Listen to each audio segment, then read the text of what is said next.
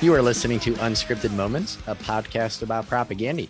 On this episode, we are discussing Tartuffe, track number 11 on 2017's Victory Lap. This is our 8th Victory Lap episode, and the song is named after a theatrical comedy play of the same name written by Moliere, which debuted in the year 1664. As far as I can tell, Keith, Tartuffe does not get played by the band live. I sorted through a bunch of set lists between 2017 and now, and I have not seen Tartuffe listed on any set lists since the release of Victory Lap. So I get the impression that we are talking about a very overlooked song in the catalog that, I know that they were recently really excited to bust out In Flagrante Delicto live for the first time in Winnipeg. And I could see Tartuffe being a song that they dig out and bring into the catalog in 2022 and beyond. But I was really excited to see the debut of In Flagrante Delicto in Winnipeg. And as far as I can tell, there isn't really any performance footage available, and I cannot find Tartuffe in any set list. So this is kind of possibly the most overlooked song on this entire record.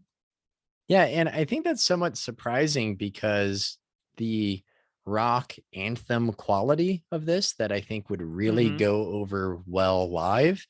And I also get a sense that this song, I mean, I could say this about so many, but this one really does seem to mean something to the band, personally, that while I know all songs do, there really just seems to be a little bit more of a visible and audible personal meaning behind this one.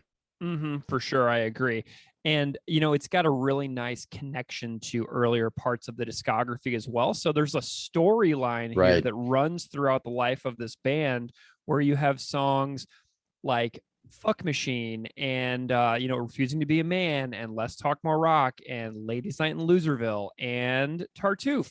So I see this as kind of like the ongoing discussion of masculinity, sexuality, gender that we've been talking about several times on this podcast.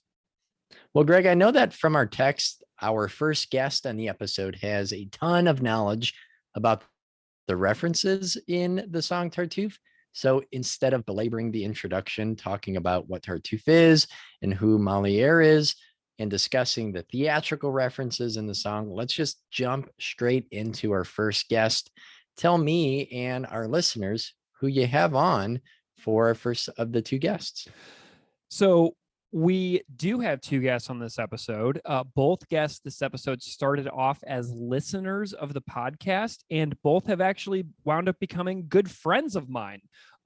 So this is a really special episode for me because Bob and Jon, our two guests that are going to be on this episode, have become actual real life friends of mine. Bob and I go to shows together here in Buffalo. He basically lives down the street from me, and we talk about how we found each other in the episode, but the guest is Bob Van Valin, like Van Halen, but Van Valin. And Bob's my friend here in Buffalo that I met through doing the podcast, and now we go to shows together. So he's also really involved in the theater scene here in town. And Bob runs a production company called Post Industrial Productions. And he listens to the podcast, and he reached out about appearing on the Tartuffe episode because a theatrical reference in a propaganda song fit right into his wheelhouse and his professional interests. So in this interview, Bob came over to my house. We sat in my living room together. So this was an in-person interview, which is extremely rare for the show. And, I grilled him about the history of Moliere, the history of the play, the character of Tartuffe, and how propaganda fits all of these ideas together into this song. And interestingly, January of 2022, which is coming right up, is the 400th birthday of Moliere. So the timing of this episode is accidentally perfect, where we are a couple of weeks away from Moliere's 400th birthday. So thank you so much to Bob Van Valin for coming over and hanging out and doing tons of research and really just teaching me so many things. So enjoy our chat on all things Tartuffe and Propaganda with Bob Van Valin.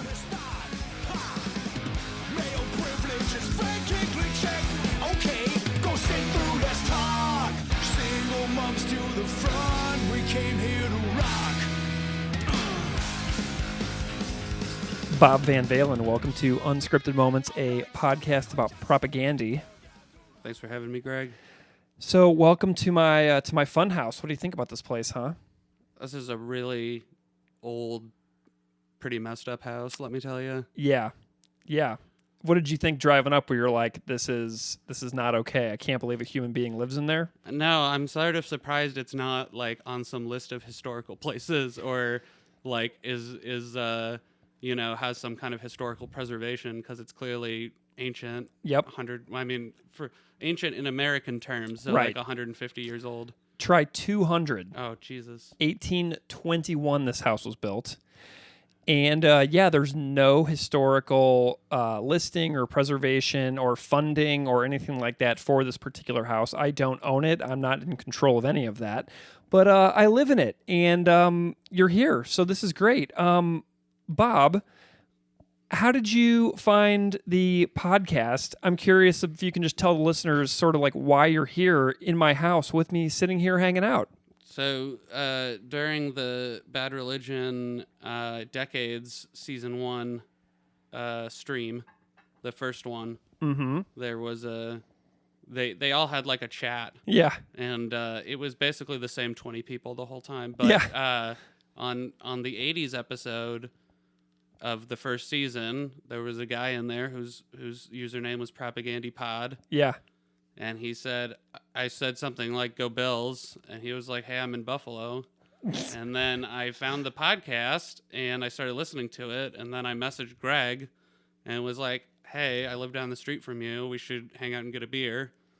You really do live down the street. I really literally live like 2 miles from here. Yeah, literally. Like you go up from my house, you turn right on Main, you drive down Main, and you're at your house. Like it's crazy. I can be at your house in like 7 minutes. I had dinner at the ramen restaurant around the corner from your house like 3 days ago. Oh yeah, that place is awesome. It's amazing.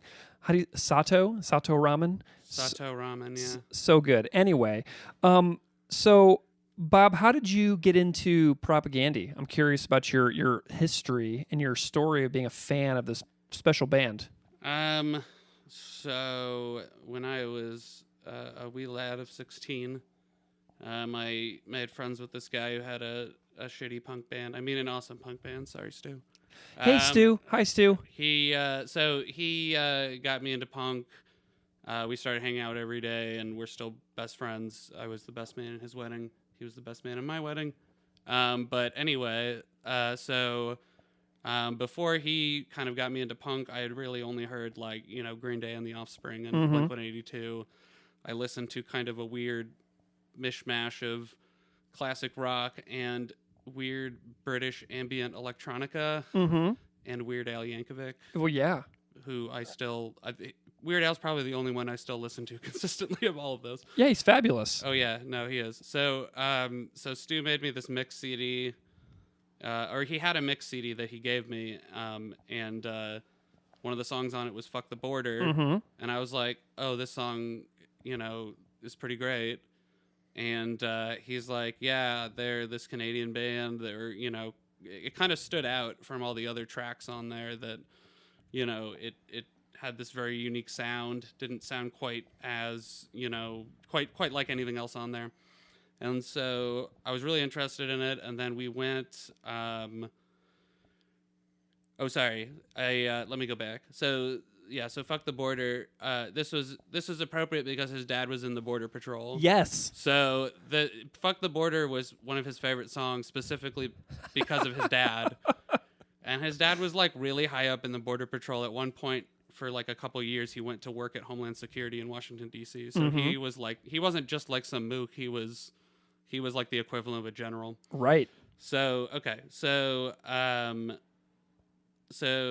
I didn't hear the full Today's Empire is Tomorrow's Ashes album right away. He bought me a copy of How to Clean Everything at a record store called Sit and Spin that does not exist anymore. But I used to listen to it when I walked home from school every day, like the second half of my junior year, I believe. And so I listened to that a lot. I really liked it. I liked the, songs that were funny and sarcastic because I was a real, edgy teenager. So I liked, Ska Sucks, and I liked, Haile Selassie. Because I was, a real edgy atheist and all that. And just in general, their songs were good. They had a really good sound. I liked Chris's voice. He really fucking shredded, which was something that not a lot of the bands did in quite the same way. Right. So they really stood out to me, and I really got into them. Then he gave me Tiberius Empire's Tomorrow's Ashes, and I listened to that.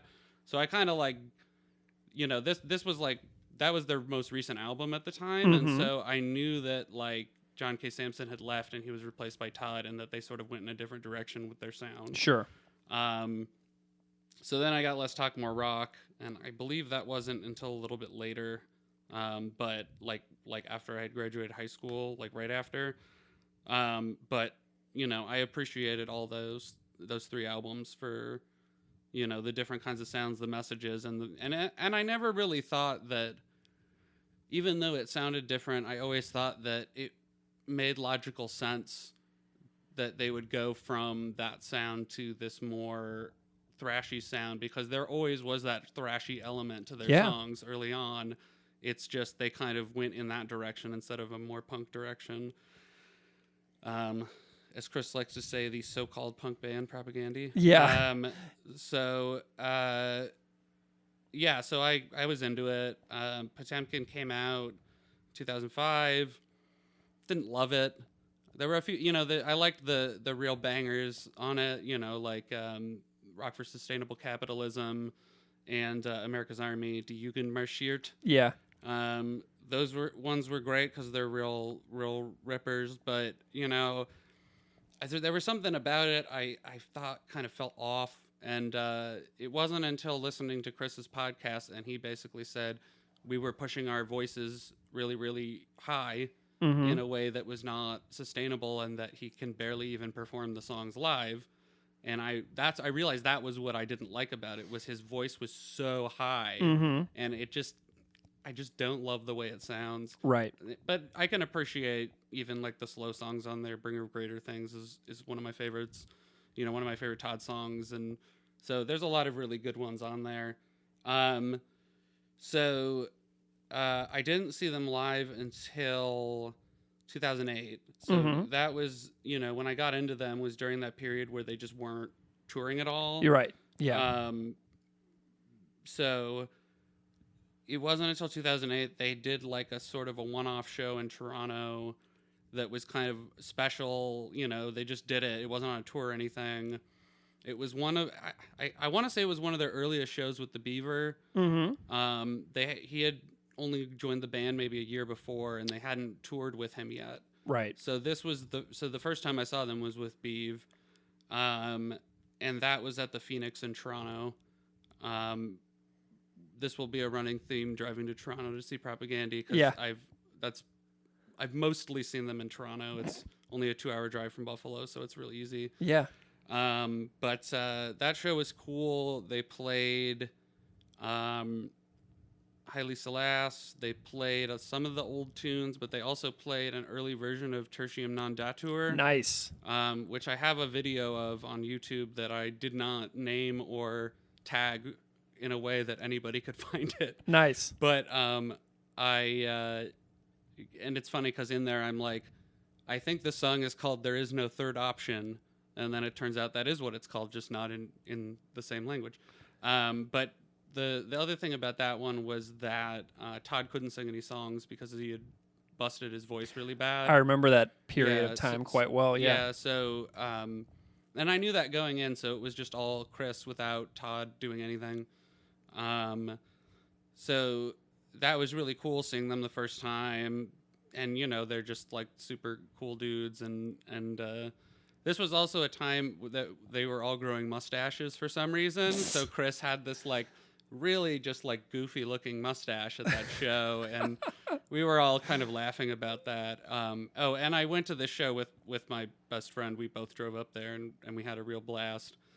Then the next year, 2009, for the supporting cast tour, they played at the Phoenix again, so we went up again to see them. And that was a really, really awesome show to see those songs. You know, obviously like Dear Coach's Corner and supporting cast, and night. I don't think they played Night Letters that time, but I've definitely seen it since then. Supporting cast is I mean, stop me if you heard this one before, but supporting cast is easily my favorite album. I mean, every song on there is amazing.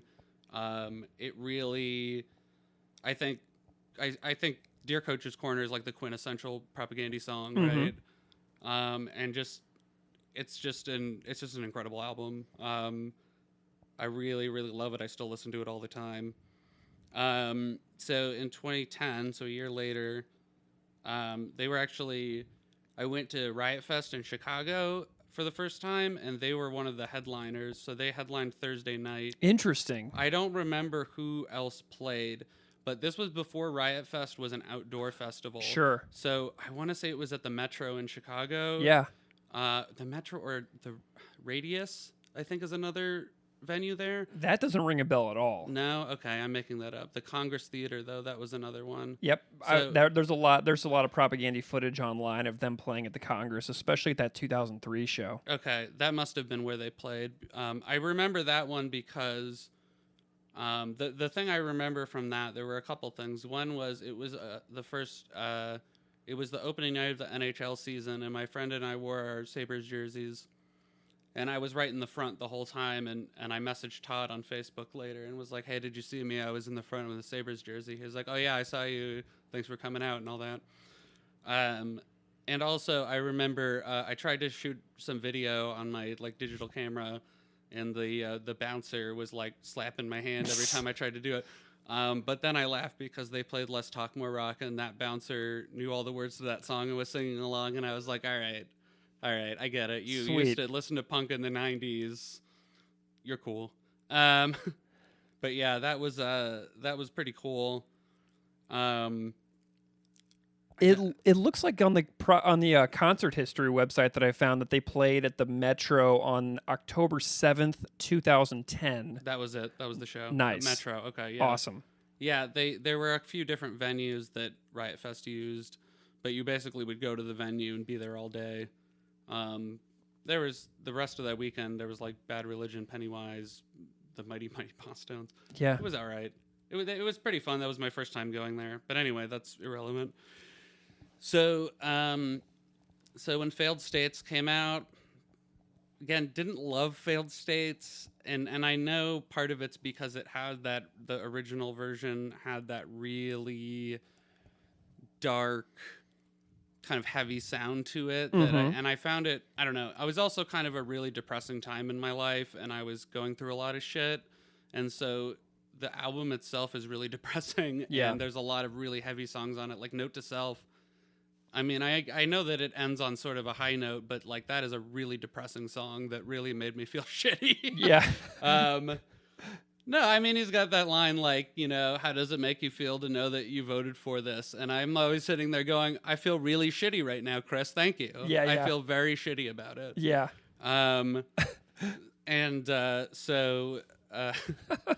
So with the Failed States tour, they were actually playing in Buffalo for the first time ever. They were playing at the Town Ballroom. And so I messaged Todd and I said, oh, I know you guys are coming to Buffalo. I'm really excited. There's this vegan restaurant that's actually walking distance from the venue called Merge, which, as a side note, is no longer there. Rip Merge. And it'd be, if you guys are looking for a place to eat dinner, you should definitely go there. And Todd was like, yeah, I'll see you there. Oh, nice. And I was like, what? Cool. And then I messaged him back and he's like, no, we'll be there at this time. So I show up and I'm walking up and there's Chris Hanna standing there. And I walk up and just shake his hand and I'm like, oh my God, it's Chris Hanna. And they were all there with, I want to say it was Barney was there with them. I'm sure he was. He was driving their truck, Yeah. but it was them, the four of them, plus Barney, plus the guy doing their merch booth, who I wish I could remember his name. He was super cool. And I was there with my friend Erica, and we had dinner. And it was very awkward, and I was very quiet because I was so kind of starstruck. And again, I was going through a lot of shit. I was really depressed at the time, so I was just like not really able to do much. But we still kind of had a nice dinner, and then I, got to take pictures with them. That show was not good.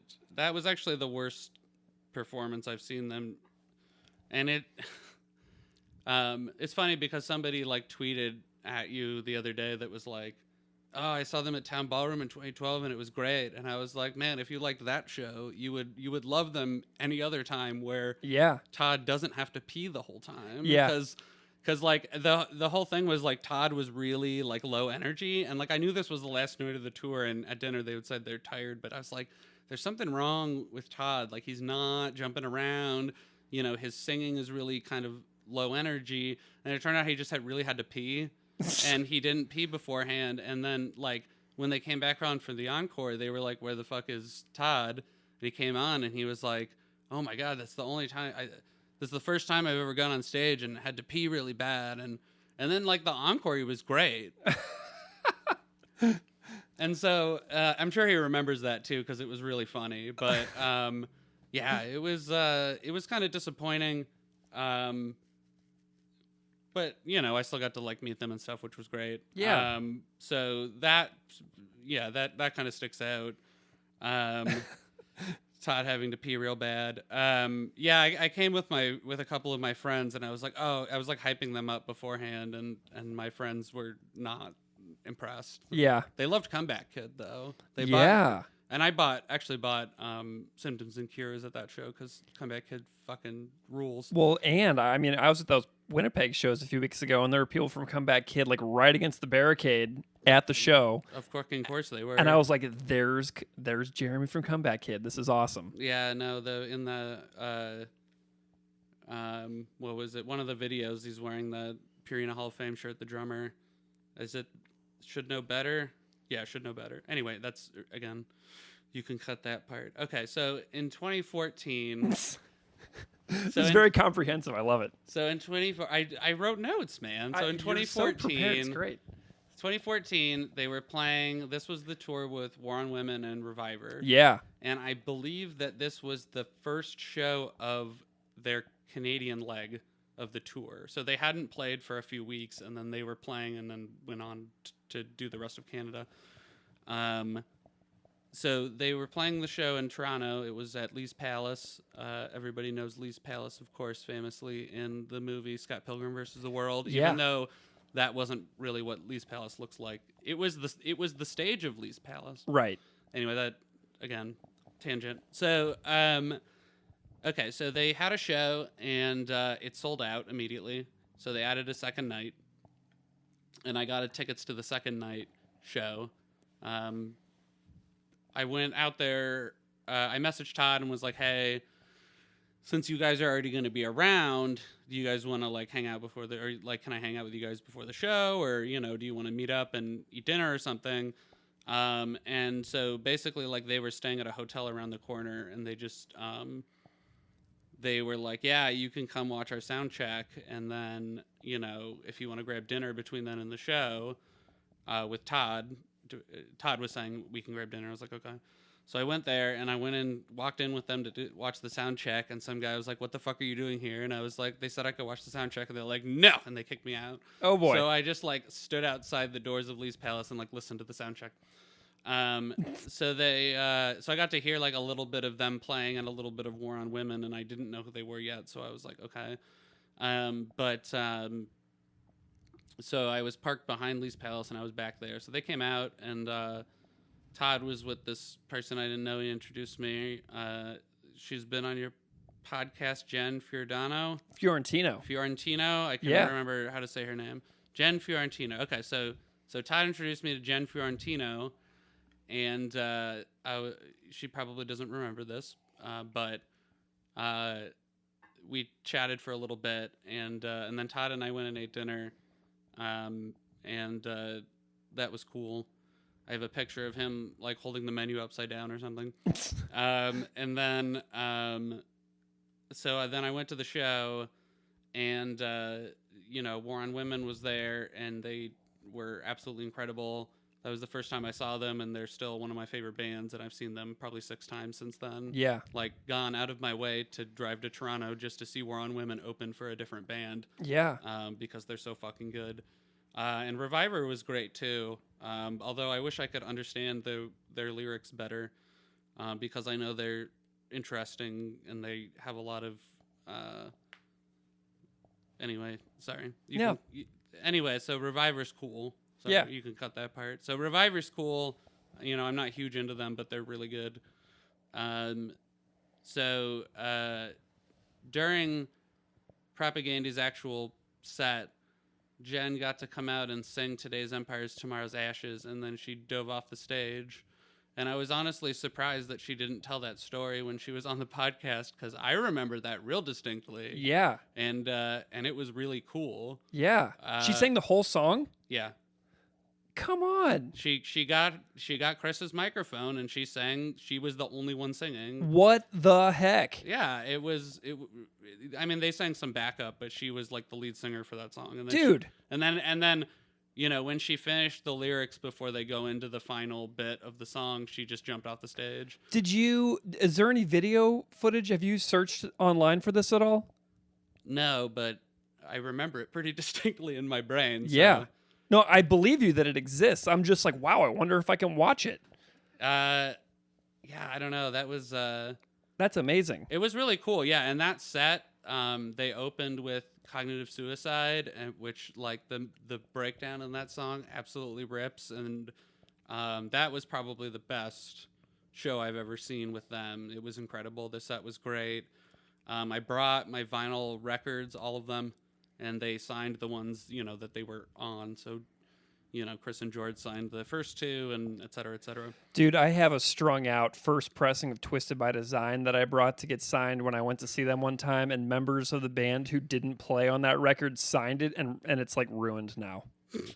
Because I'm like, that's not what was supposed to happen. Yeah. Well, I also had like the regular and the anniversary edition of How to Clean Everything. So they drew on one of them. They just signed it. On the other one, Chris like drew faces on the cleaning equipment on the front. Yeah. Like the like hand vacuum. He drew little eyes on it and stuff. Like they just like, because they were doing so much, they just fucked around and drew little funny things.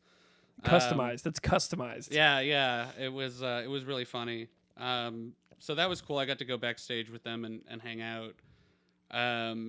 So then the last time I saw them was on the Victory Lap tour, and that was at the Opera House in Toronto. I've been there. And that one was interesting because I didn't actually have tickets. I couldn't get tickets before it sold out. I messaged Todd. I was like, is there any way you can get me in? He's like, I'm sorry, the guest list is full. And so I was like, well, fuck it, I'll just go. And I made a little cardboard sign that said, escaped Trump's America to see favorite band, need tickets. Yeah. And like I like went and stood outside the door with my sign, and like 30 seconds later, some guy sold me his extra ticket for really cheap, and I tried to give him more money and he wouldn't take it. So thanks to that guy. And that was cool because it had Sue Lin. Absolutely nailed the end of Cop Just Out of Frame, playing those parts, and the ouch just absolutely nailed that. It was cool though because in between some songs, Todd said, "Hey, I just want to give a shout out to my friend Bob from Buffalo who drove all the way up here without tickets but managed to make it in the show." Amazing. And he's like, "It's just proof that dreams really do come true." And I love it. I was like, raised my hand, and everybody around me was like rubbing my head and giving me little punches and stuff. And then I was like, for some reason, I got really embarrassed, but Yeah, Victory Lap was fucking great. I don't know. It's a great album. The songs are really great live. They even played Call Before You Dig, which was great. I love that song so much. No, I know you do, but yeah, they played that live, and I was a little surprised, but then it's great. Yeah, no, that's a great album, which is a good segue because we were going to be talking about a song from Victory Lap. Bob, I'm blown away by your comprehensive history storytelling right now. I just love hearing people get as excited about this band as Keith and I do. And it happens over and over and over again where people just cannot help themselves in just like saying how important this experience is of being a fan of this band. So thank you so much for your like very detailed story. I mean, it's just awesome to hear about those little nuggets of important moments of you connecting the folks in this band to your life. It's just a thrill. But you do mention a nice segue here about Victory Lap, the record. And we're going to talk about Tartuffe. Did I say that correctly? Correct. So you're going to be on the Tartuffe episode. And if anybody out there is listening now, you are hearing the Tartuffe episode, obviously. But before we get into that, you have like a really interesting story as well as far as the theater scene in Buffalo goes. You are interested in theater, production, acting, and I want to know a little bit about your history and story in relation to theater and performance in general to sort of set the stage for why you're on this particular episode. Sure. I have both a bachelor's and a master's degree in theater. I run a small company, very small, very, very small. Extremely small. Yeah, miniature, very tiny company in Buffalo called Post Industrial Productions. We've really only produced a handful of shows because it's incredibly difficult to get space to produce shows in. But I run it. I'm the artistic director. My wife's the managing director. We've got a board. You know, we're a 501c3 nonprofit, and I've been an active member of Buffalo's theater scene since I graduated undergrad. So for about 11 years, although I think the pandemic doesn't really count because there was we were doing virtual like live stream events during that a little bit, and we attempted to do a live stream show just now that did not do particularly well because people want to go to live theater now, and so it was bad timing. But yeah, I worked a lot with a company in Buffalo called Subversive Theater Collective, who does a lot of like leftist pro-worker theater. I was a resident director with them for a long time. I did a lot of sound design and video design because I also, in undergrad, did media study with video production, with a video production concentration. And so we did a lot of shows that had like video integrated, and I shot like trailers for the shows. And so with my company, I've directed a few shows, done sound and video. Our kind of focus is making theater more accessible for younger audiences, by which I mean like 20s and 30s, people who didn't necessarily grow up going to the theater, but are more familiar with the language of film. And so we're trying to figure out ways to integrate, you know, film in a way that is accessible. Buffalo's got a pretty decent theater scene. It does. Compared to a lot of mid-sized cities. I mean, there's somewhere in the vicinity of 20 kind of semi-professional companies that are like nonprofit, you know, 501c3 tax-exempt nonprofits that produce regularly. I mean, there's tons of theater. The only issue is we're basically all competing over the same patrons, you know, so it's really tough to reach out to get new people to come to see the theater because it's sort of this antiquated thing.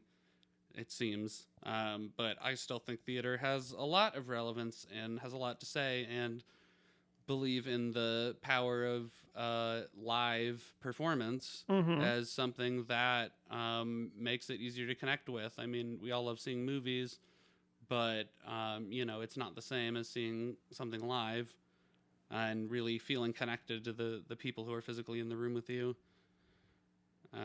Yeah. Awesome. So when Victory Lap came out, there is a song on the back called Tartuffe. Did you notice this right away?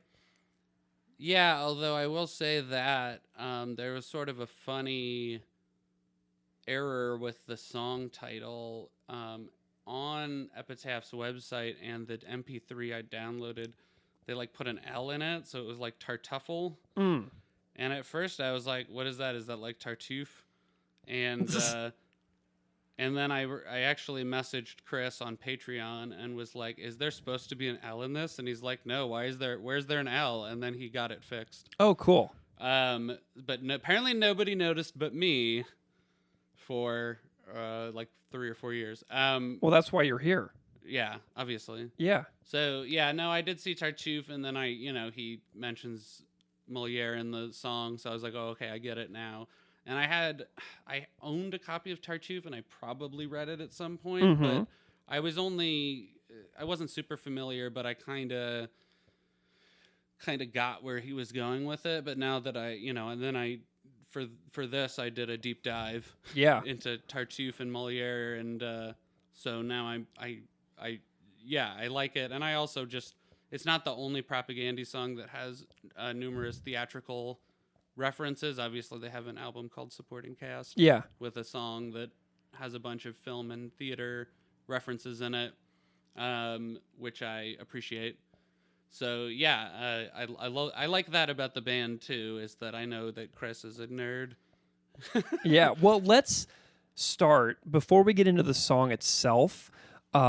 Let's talk a little bit about that name that you just dropped, which is a part of the song's lyrics, Moliere. I don't think that's his legal name, right? I think that's sort of like it's a stage name with Moliere. Okay, great. So tell me a little bit about Moliere, but I also want to know about the context of Moliere's life as well. So you can take that however you want to kind of like bring us into the story of Moliere. Yeah, so to talk about Moliere and to talk about his plays, especially Tartuffe, you got to talk a little bit first about the Italian Renaissance. So because that was sort of the background that he kind of was born into, the world he was born into was kind of right after the Renaissance, and there were some really, really huge changes in, the whole world at that point, but when we study the Renaissance in history class, we don't talk about the specific, ways that it affected theater, but in theater history, you better believe we talked about that. And I dug up some of my old theater history textbooks. Nice work. To do some research on this. So the Renaissance, we all know, was in the 1500s, started in Italy. So theater had kind of a huge transformation at the time. This was a time when they were rediscovering all of the classical texts by, Aristotle and Plato and all that stuff. Aristotle, specifically the Poetics, is the one that had the biggest influence on theater. I mean, he basically wrote the manual for what Greek theater was. The Italians, they would have been reading the Latin, Roman versions of it. But they kind of brought that stuff back, and they were sort of readapting all these classical ideas. But with theater, there were a few really, really huge changes. One was that perspective drawing was discovered during the Renaissance, or was sort of invented.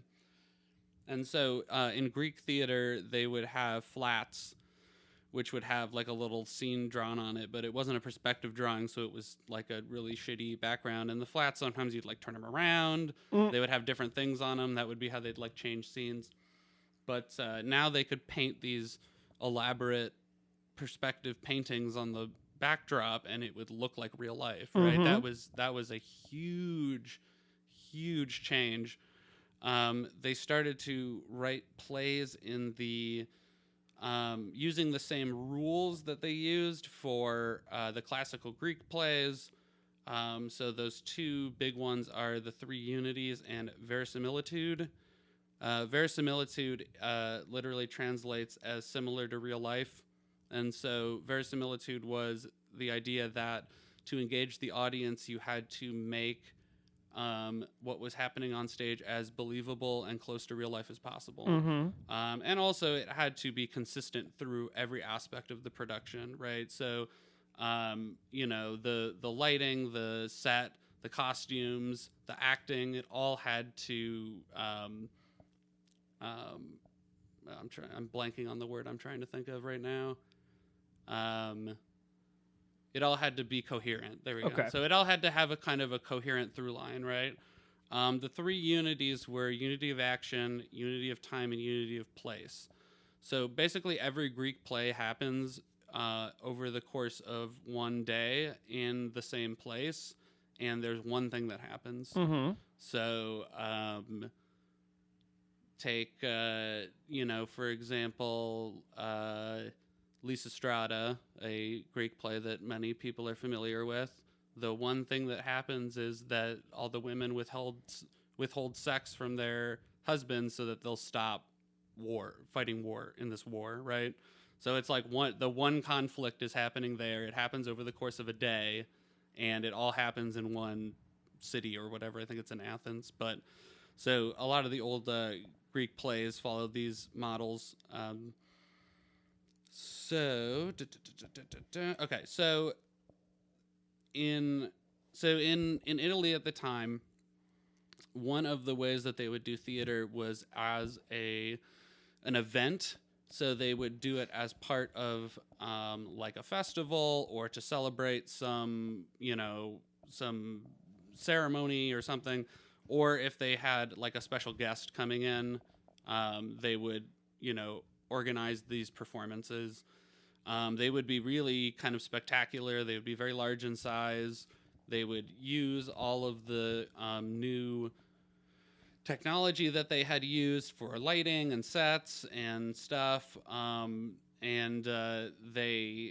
they would only really be performed once, and they were the actors they would use were not actually professionals. They were like talented amateurs. So they would just like get whoever wanted to do it, a little bit like a community theater where someone's doing it as like a side gig where they're like, yeah, this sounds like fun. And then they just do it. Or making a podcast. Yes.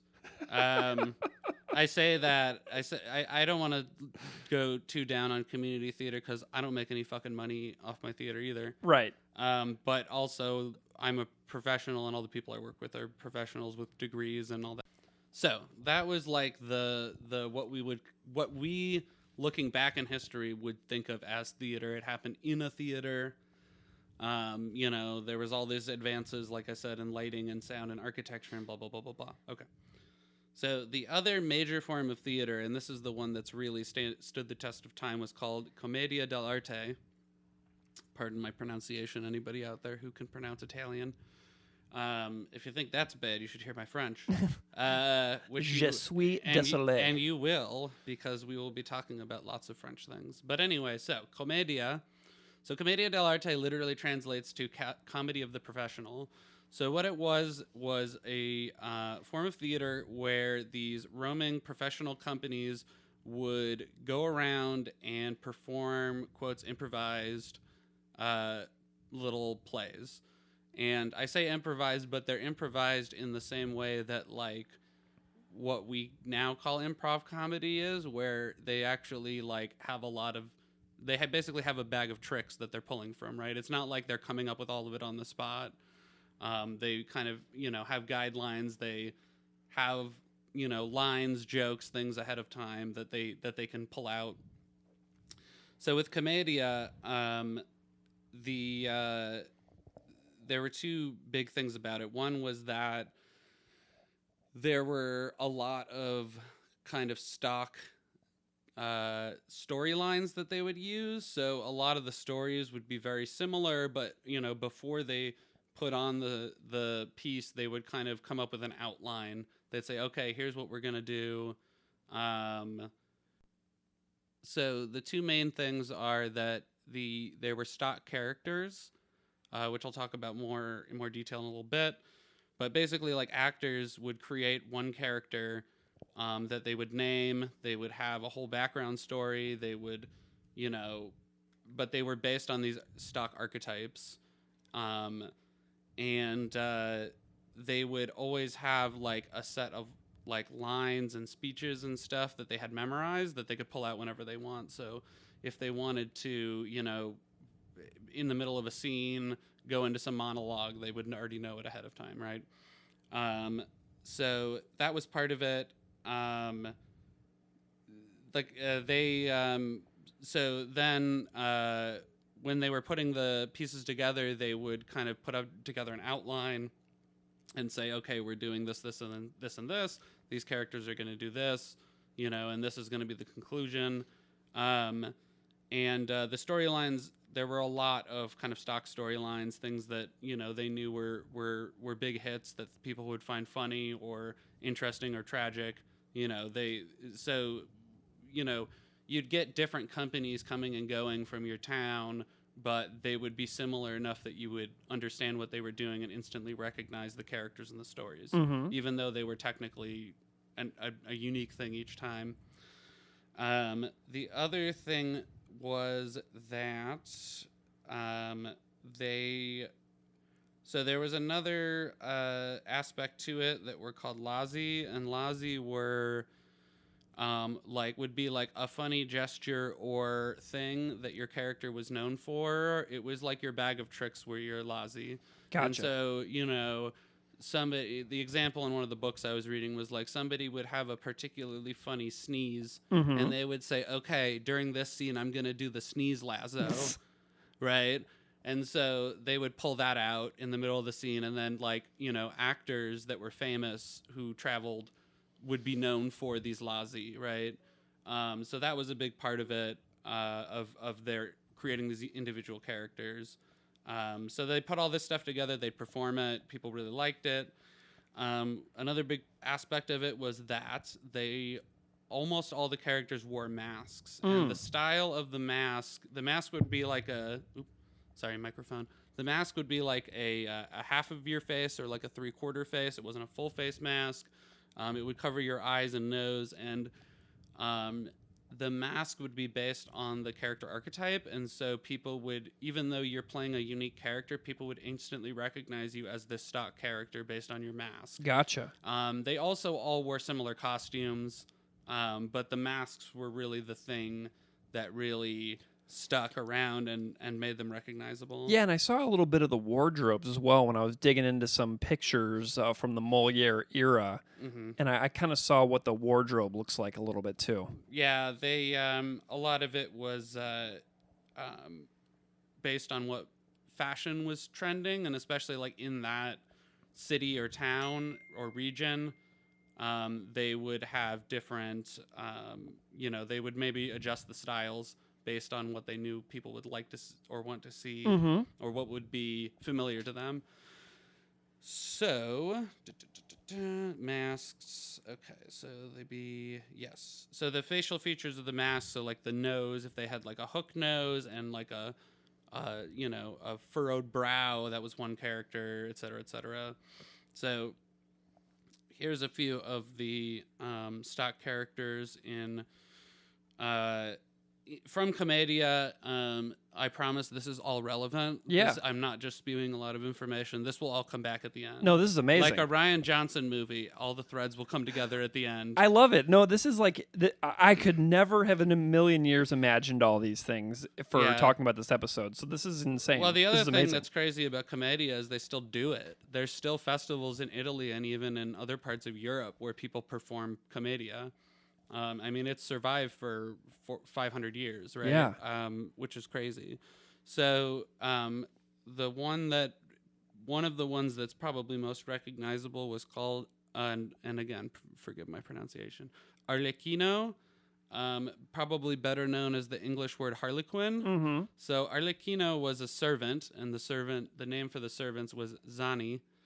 Again, pronunciation. So Arlecchino was a Zani who was an acrobat. He was a clown. Sometimes he would walk on stilts. You would instantly recognize him because of his mask. His eyes would be very expressive, and he'd have a kind of a small nose that almost looked like a beak. And he, as we all know, he had the diamond shape checker pattern, which would usually be very brightly colored. At first, he was kind of naive and bumbling, but eventually he became really witty and would often help thwart the bad guys or the plans of the other main characters, and directly intervene with the action of the play. So that's Arlecchino. The next one I'm going to talk about is called Brigella, who is also called Scapino. So started out as a Zani who was very violent, would like straight up murder people. Eventually they moved away from that. And so Brigella would be a masterful schemer and a masterful liar who was really good at scamming people, and one of the books described him as a parasite. And often the only way that the other characters could stop him was through some kind of outside force coming in and helping, which will be relevant later. Pantalone was another one where he would be like a main character. So Pantalone would be a wealthy but miserly vecchi. Vecchi means old man, which that was the group of old men characters were called vecchi. So the Pantalone would usually be like a father who was very overprotective of his daughter, a head of a household. He was the one with the hooked nose and the furrowed brow. He was generally very old, but would also go after younger women, but then would be thwarted and outsmarted later on a lot by the Arlecchino, who would be his servant, would thwart him and stop him from going after this young woman. Il Dottore would be kind of a counterpart to Pantalone. Il Dottore literally means the doctor. So instead of trying to woo with money, he would woo with his smarts, but he wasn't actually smart. He was just pretending. So he would wear like an academic robe, and would often be like, when they say doctor, they don't mean doctor in the way we think, like a medical doctor. They're talking about like PhD doctor. Mm-hmm. So they wouldn't just be like, sometimes they were literally a medical doctor, but they could also be like a scholar or a professor or something like that. But similar to Pantalone, he would also sometimes be the head of the household, and could be a main character, but he would often be, like I said, the companion of Pantalone. Il Capitano was a satire of soldiers, and often they would actually get the like emblem of that region and put it on Capitano to make it relevant. But he was very proud, full of bravado. He liked to boast of his achievements, to woo ladies, and he would really love to challenge people to sword fights a lot. Okay. Especially fighting over women. So that was, he would try to sword fight Pantalone a lot over like a young woman. So the innamorati were the young lovers. So that's a plural word, innamorati. Innamorata would be the male lover. Innamorata would be the female lover. Again, pronunciation, I apologize.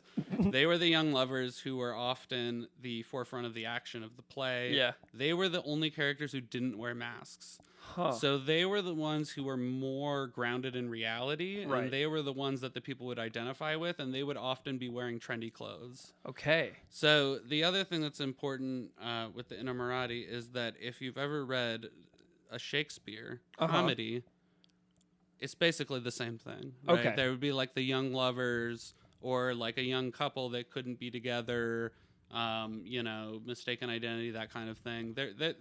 Shakespeare also drew a little bit on commedia, not quite as directly, but commedia was popular in England too. So you'll see kind of similar themes in Shakespeare. So then the last one I'm going to talk about, there's probably a dozen more, but the last one I'm going to talk about is Columbina, or Columbine, later on in English and French, would be a clever maid who would often intervene in the action on behalf of the inamorata. She was usually like the inamorata's maid who would help her achieve her goal of marrying the inamorato. And she would also be kind of witty and sarcastic and sometimes talk directly to the audience and comment on what was going on in the play. Again, if you've ever read a Shakespeare comedy, there's almost always a Columbina in it. Or a Arlecchino, or a similar kind of servant character who would kind of comment on what was going on. It was often Columbina was often pursued by Pantalone, or would be the lover of Arlecchino. Okay, so those are some of the stock characters. My gosh. And again, they would all be pretty much instantly recognizable. There was a lot of physical comedy. Sometimes they would have a stick. Sometimes characters would have a stick that they'd beat the other characters with. This stick was called, get this, a slapstick. Oh. And that's where that term comes from. Hello. So, Psh. And one of the most famous characters that would use the slapstick was called Pulcinella. He was another stock character, but Pulcinella is probably better known as Punch from Punch and Judy, those puppet shows. Yeah. So actually, Pulcinella became one of the most popular characters in England, and then it evolved into the Punch and Judy puppet shows that are still performed today. Unbelievable. The history behind all this is unbelievable, the way that our entertainment sort of percolates down through the centuries. You know what I mean? I mean, yeah, theater history is cultural history. Theater was the dominant form of entertainment for millennia. Yeah. It was only in the last 100 years that it's dropped off, right? Since the advent of film. I mean, it's a little bit more than 100 years, but... okay, so, yeah. So, okay, so a lot of the storylines would be about, like, the innamorati not being able to be together even though they wanted to be together because, Pantalone wants to marry off his daughter to someone else, but she's in love with this other guy. There would often be stories about, men fighting over the same woman, or they really, really, really thought cuckolding was hilarious. So there was a lot of stories about Pantalone being cuckolded, and I've never read the word cuckolding more in my life than when reading about commedia, because it just shows up constantly. So now that we know all of that, amazing, we will talk about Moliere. Moliere is his stage name, his pen name. His real name was, again, pardon my pronunciation, Jean-Baptiste Poquelin. Okay. He was baptized in January of 1622. So he was born a little bit after Shakespeare's death. So they were, Shakespeare was like the 1500s into the 1600s. Moliere was right after. So he was born into like a bourgeois family. His father was an upholsterer who owned an upholstery company. His dad wanted him to take over the family business. He went to law school. But then right as he was graduating, he fell in love with an actress and gave it all up to join her troupe. So he basically ran away with this woman he fell in love with to become an actor. And so they traveled together for a really long time. The company that he initially joined went bankrupt, so they formed a new company. So they weren't like a commedia troupe. They would perform like short plays that he wrote, or Pierre Corneille plays. Pierre Corneille was a contemporary of Shakespeare. They were often, basically you would go and perform these plays and hope that some rich person would go, hey, I really liked your stuff, I'm going to bankroll you. So that was called patronage. So you would say, so like some dude would basically bankroll you so you could perform as many plays as you want.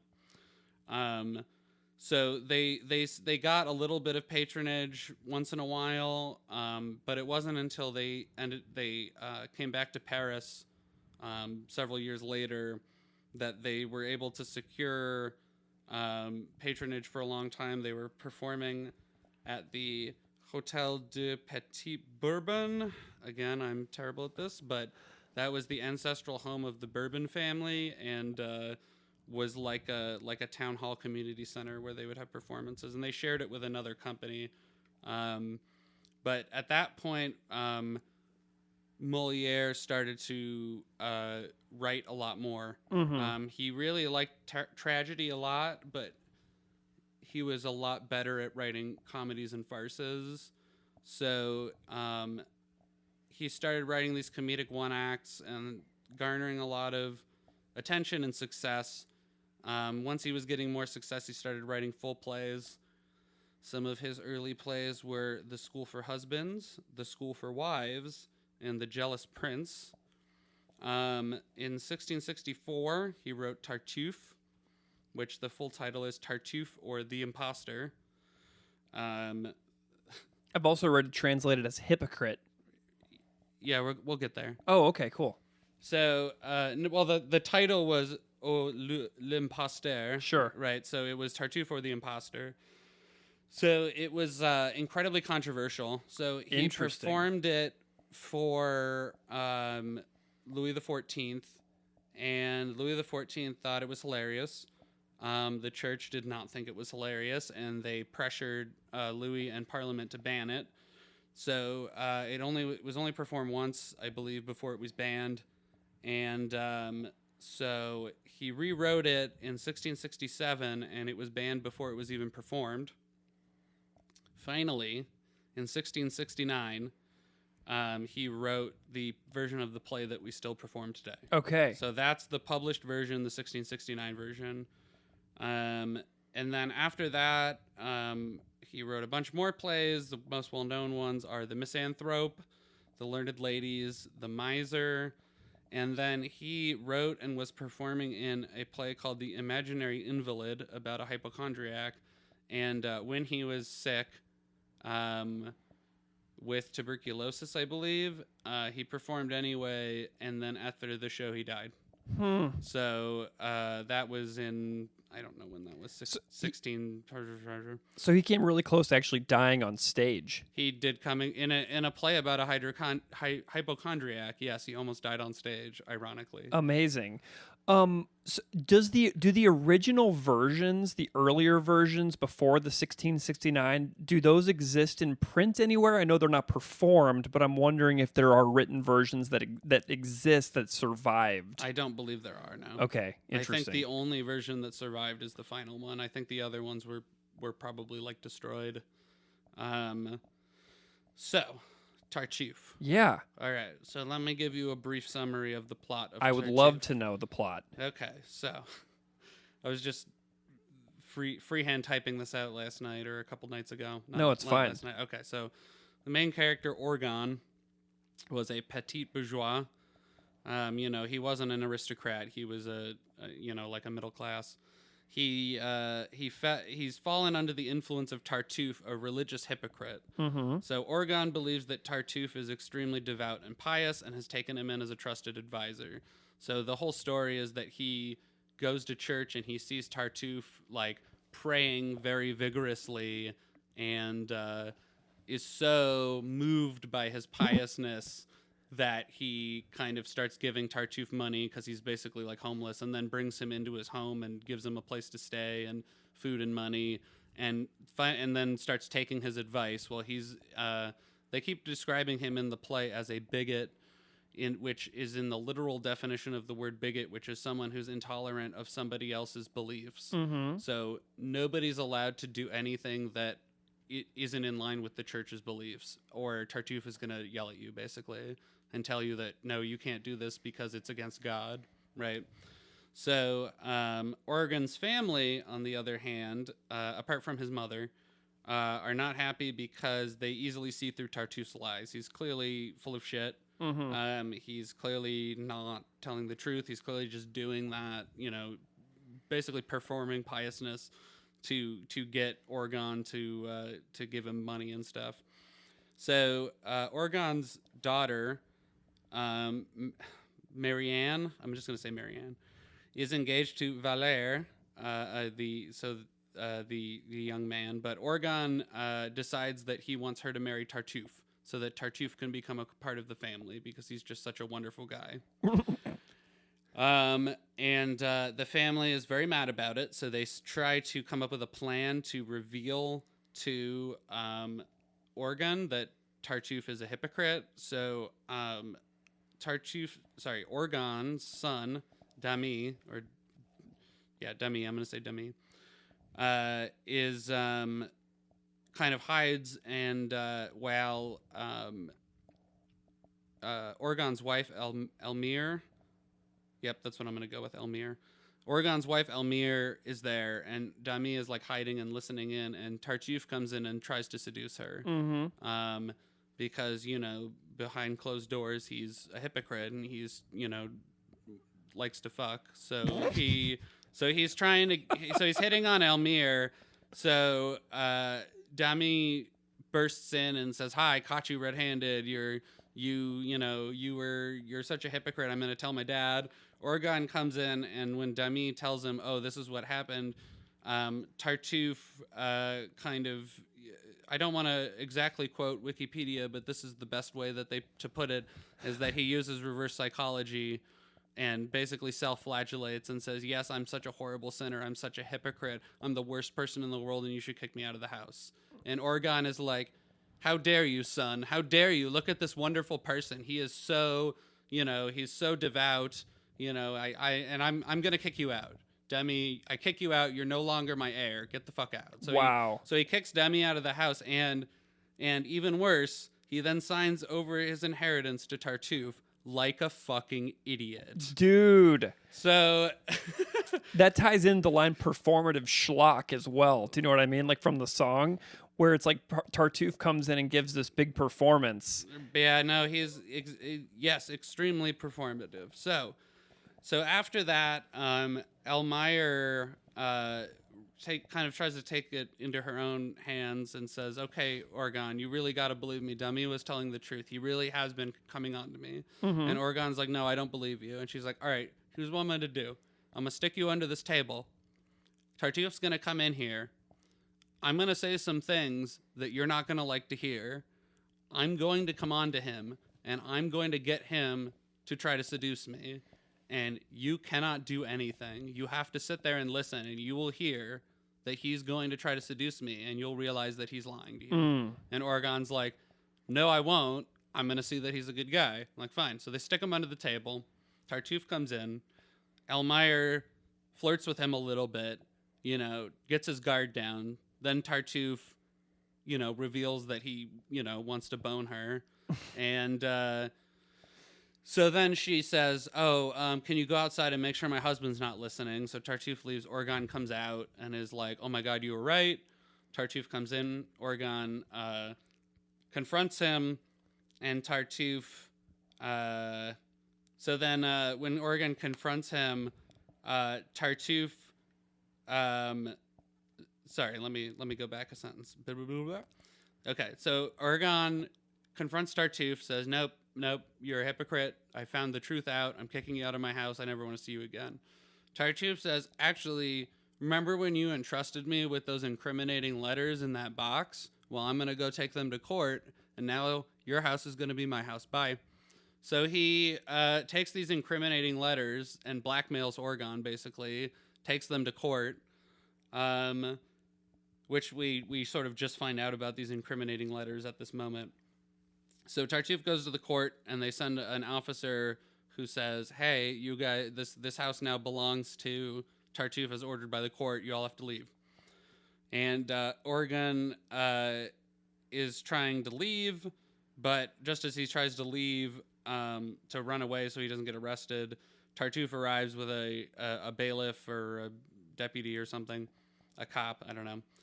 And but then the cop actually arrests Tartuffe, and it turns out that the king, King Louis XIV, they don't mention him by name, but it turns out the king heard of Orgon's plight and was sympathetic to him, and that they looked into it, and Tartuffe was actually a criminal with a long criminal history who changed his name and identity so that he could escape justice.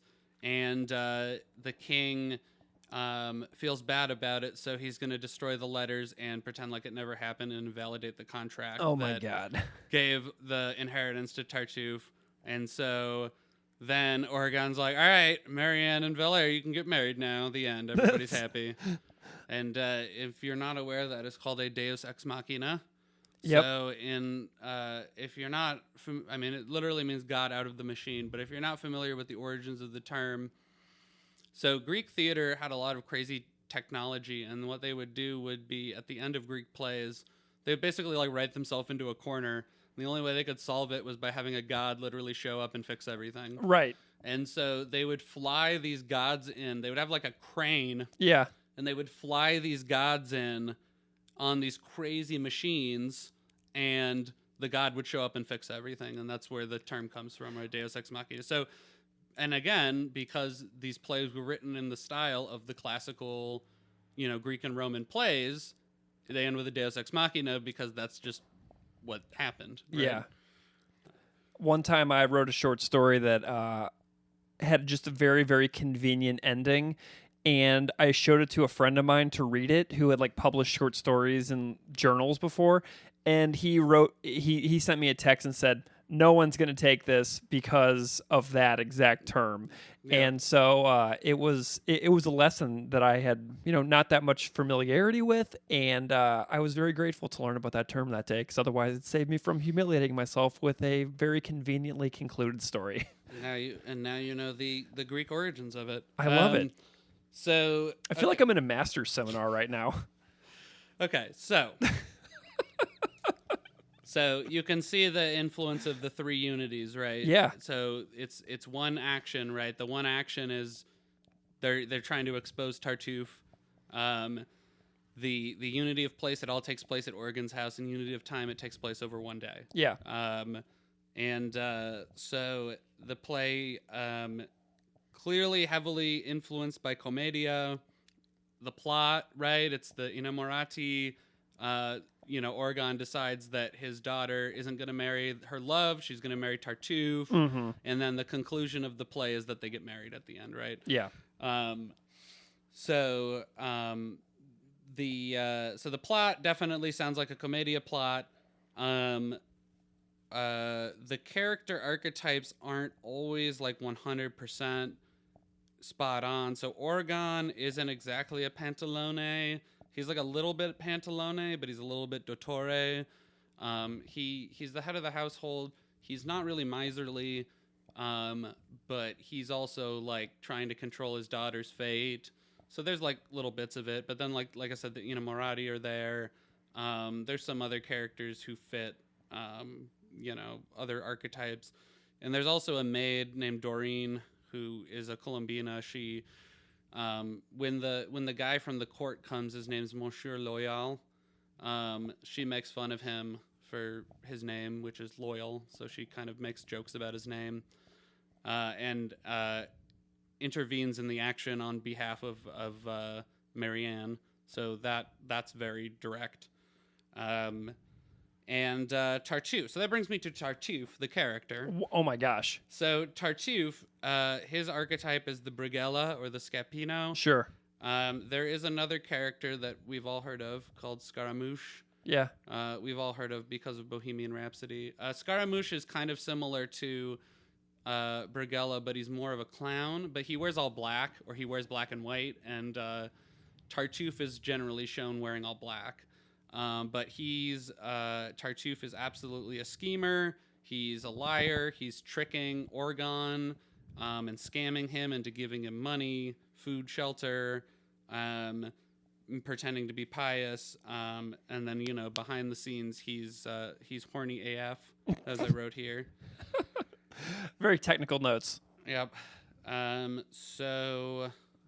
if you don't mind, I can transition into talking about the song a little bit more. I would love to know about this because, like, I'm wondering, you know so much about the history of this actual play and the context in which this play is written in world history, and I'm wondering, like, what you think about the connections, if you think that it works within the song, just anything that springs to mind. I'd love to know what your thoughts on that are. Yeah, so there's two. I think there's two ways you can kind of look at this song. I think Tartuffe is this very specific reference to a religious hypocrite, and the word Tartuffe can be used. You can call someone a Tartuffe if they're a hypocrite. It's become sort of a vernacular word. Sure. And so it's easy to see this song as written to the kinds of like politicians, religious leaders, religious right, who preach chastity and morality, but behind the scenes are, hiring male prostitutes or, cheating on their wives or whatever. And so, I think about the line in the song. I'm not quite John Stoltenberg after all, but Right. I'm also not quite Charlie Sheen.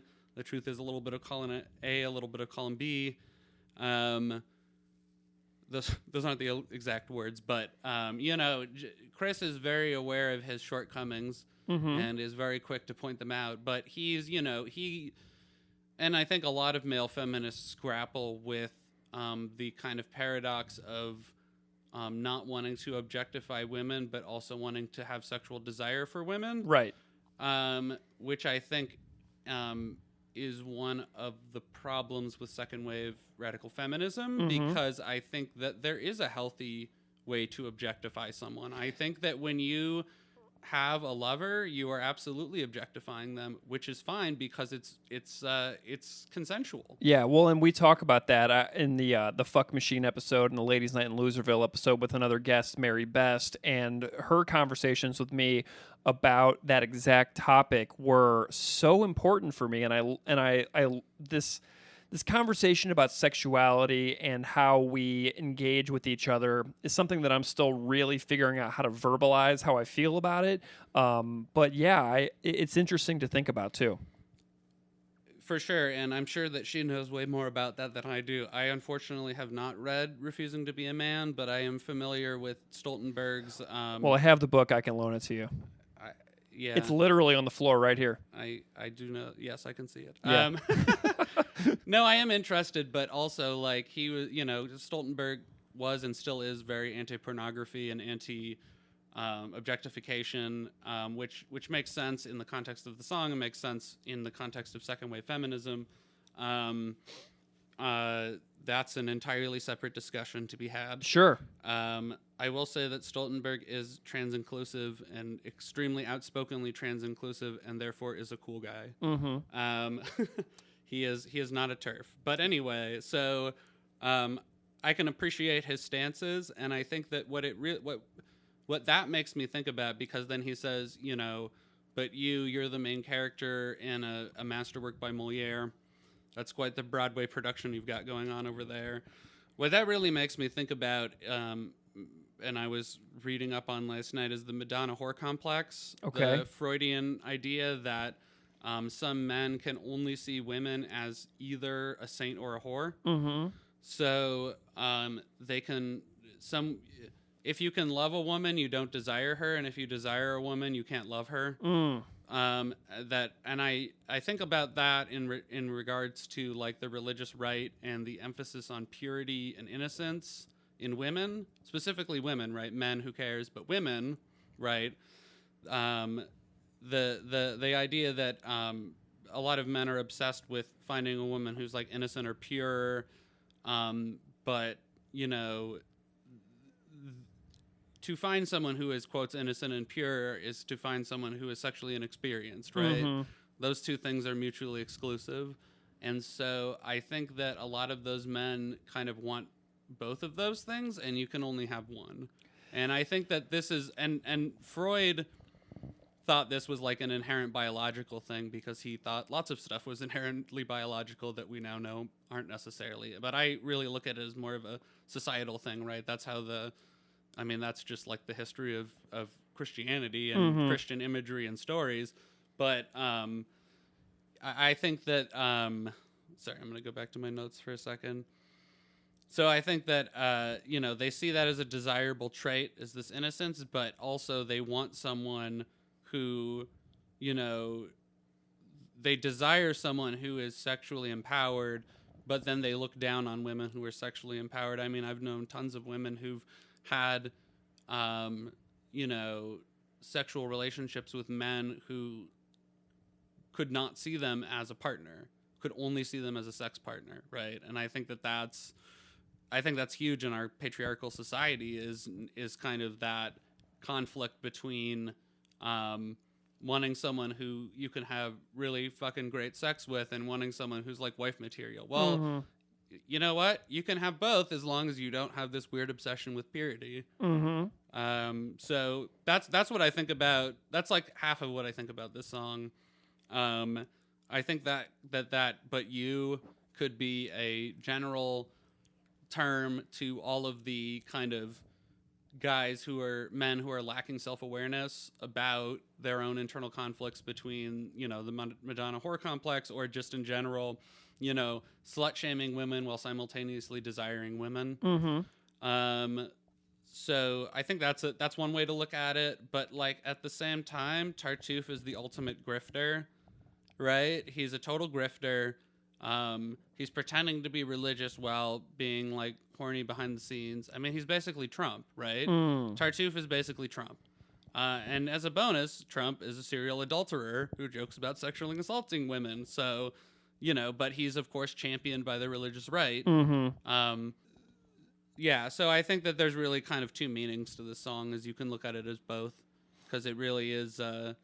And as a bonus, so there's the line, you think that you nailed Act 3, I can't wait for Act 5. I was going to ask you about that. So the end of Act 3 is when Orgon signs over his inheritance to Tartuffe.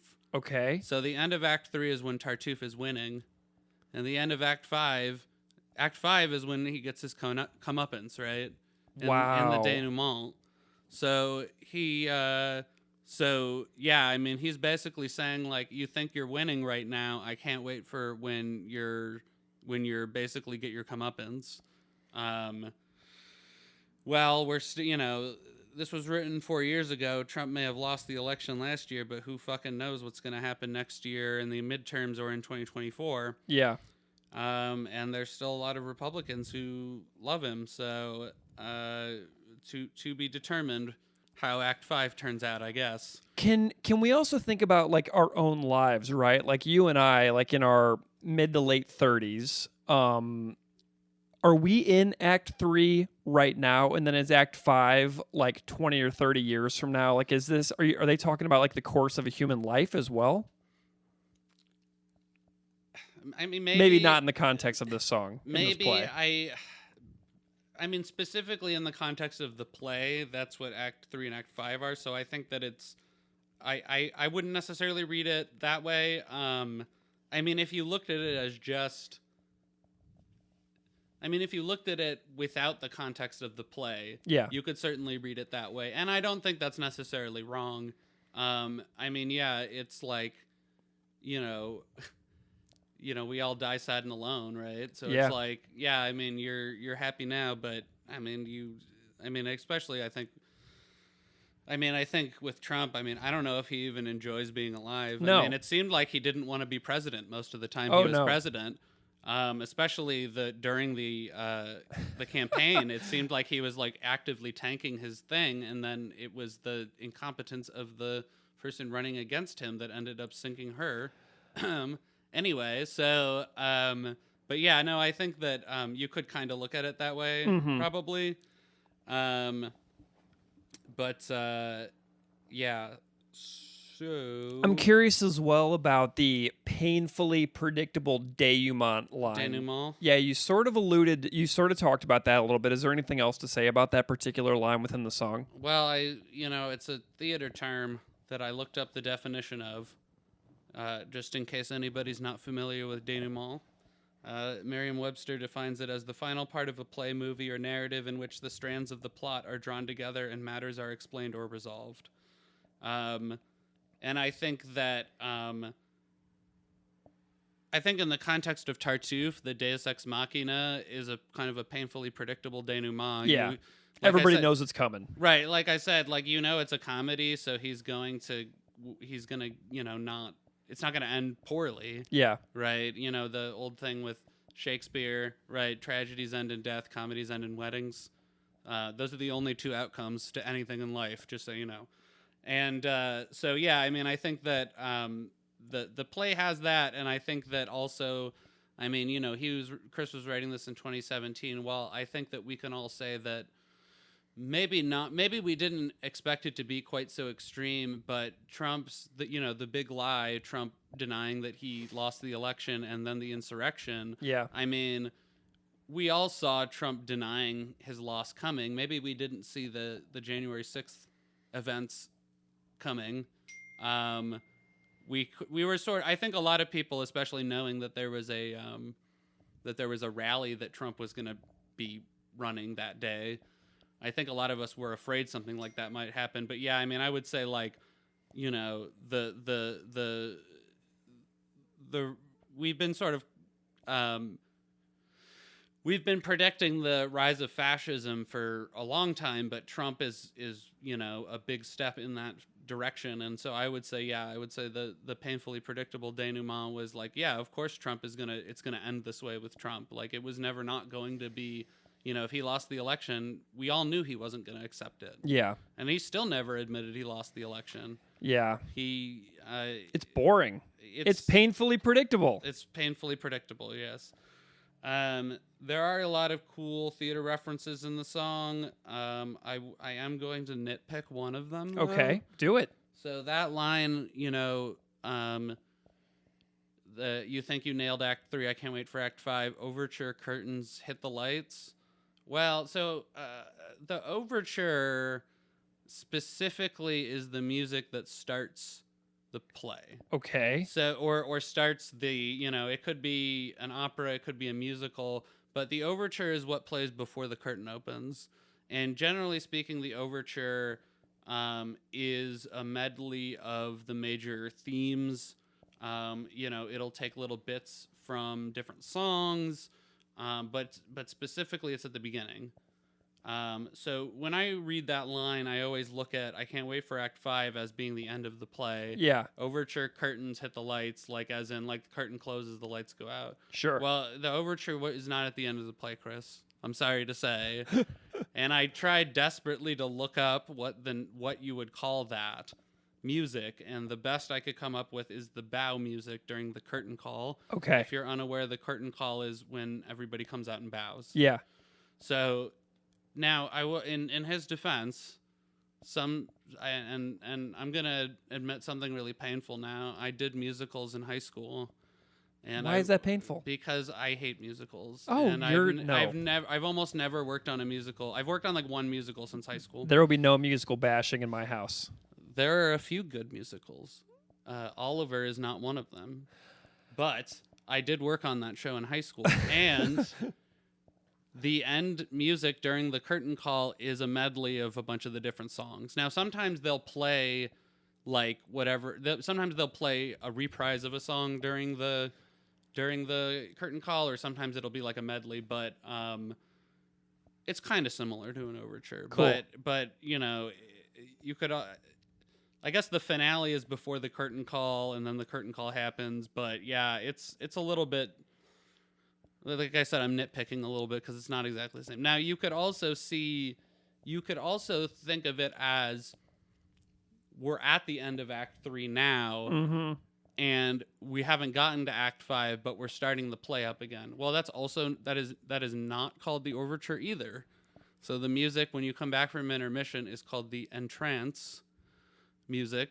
So and it's similar. It's like a medley. It's a different medley than the overture, but yeah, I mean, either way, overture is the incorrect term to use there, but that's okay. It works in the, it's the right number of syllables for that line. How exactly. That? So, I love it. I love the nitpicky because that's what we're supposed to do here. Fantastic. And I don't always have a nitpicky detail in episodes. And I annoy myself into trying to find something to nitpick while I'm preparing, and I often fail. So I appreciate that you came ready to give me my nitpick for me, which is lovely. Any other details, Bob, before we sort of bring this in for a landing? I mean, I do love the single moms to the front, obviously reminiscent of Girls to the Front, Bikini Kill. Yeah. Love that. No, and I mean, this song is really an indictment of toxic masculinity just in general, whether you're looking specifically at Trump or at just in general our patriarchal society. So it's fun that he kind of threw that reference in there. Single dads to the rear, right? Yeah. Or deadbeat dads to the rear, right? It's one of those, there's a lot of problems with kind of machismo and toxic masculinity with guys, abandoning their families because they, for whatever reasons. Yeah. Oh, see, I said earlier I had the lyrics memorized, but I'm sort of going through them in my head right now. There's a self-referential. There's one self-referential joke. I will say I don't really understand the line. You want a more vaudevillian homage to key feminist thought. I don't know if the idea is that. I mean, I don't know if you've ever read Judith Butler. Yeah, a little bit. It's not very easy to read Judith Butler. She writes, I mean, she was a student of Derrida, so of course her stuff is incredibly complicated. But, I mean, I've read like her original essay, right, where she kind of coins gender performance and all that. And I bought my wife copies of like Gender Trouble and Bodies That Matter, and it is not easy to read. And I think I want to, thinking about this line a little bit, I'm wondering if it's more like along the lines of like reading theory is too hard, or you want a more spectacular, fun and games version of feminism. Sure. You want somebody to basically explain to you feminist thought in a fun way. Yeah. And of course, vaudeville being the second most American theater style. Of course, musicals are the thing that we invented that lingers on, but vaudeville is second. Yeah, there's also something about like the almost like a stereotypical performative feminism that goes into it as well, of like saying that we're going to make a big public show of like being like everybody come on down, but then that's like the one thing that they do that isn't really changing like the greater problems in society. Does that make sense? So it's kind of like women come on down to the front. So it's almost like their performance as well aspect of it. Does that make sense? Yeah, no, you're right. Like performative feminism is a huge problem, and I think I was reading. I wish I remembered who wrote it, but I was reading an article that was about feminism and how capitalism has basically turned the message of feminism into any woman can be anything she wants, or feminism can be anything you want it to be. And this article's like, I mean, no, feminism is supposed to challenge the status quo. Feminism is supposed to make you uncomfortable. Feminism is supposed to be confrontational. You can't have non-confrontational feminism because it's constantly fighting against the patriarchy and our status quo. Yeah. And so, yeah, I mean, I totally think that, a lot of, especially like rich and powerful people, and some, I'm not saying all, but some of them are absolutely performing feminism because at the end of the day, if you have power, it's not, the patriarchy, you're either benefiting from it or it's not hurting you. You know what I mean? Yeah. So, yeah, I mean, I agree that I think that could definitely be a way of looking at that. So, and in reference to the single moms at the front, yeah, deadbeat dads at the rear, yeah, for sure. It could be a like corporate feminism, basically. You take all these diversity training courses and, stuff, and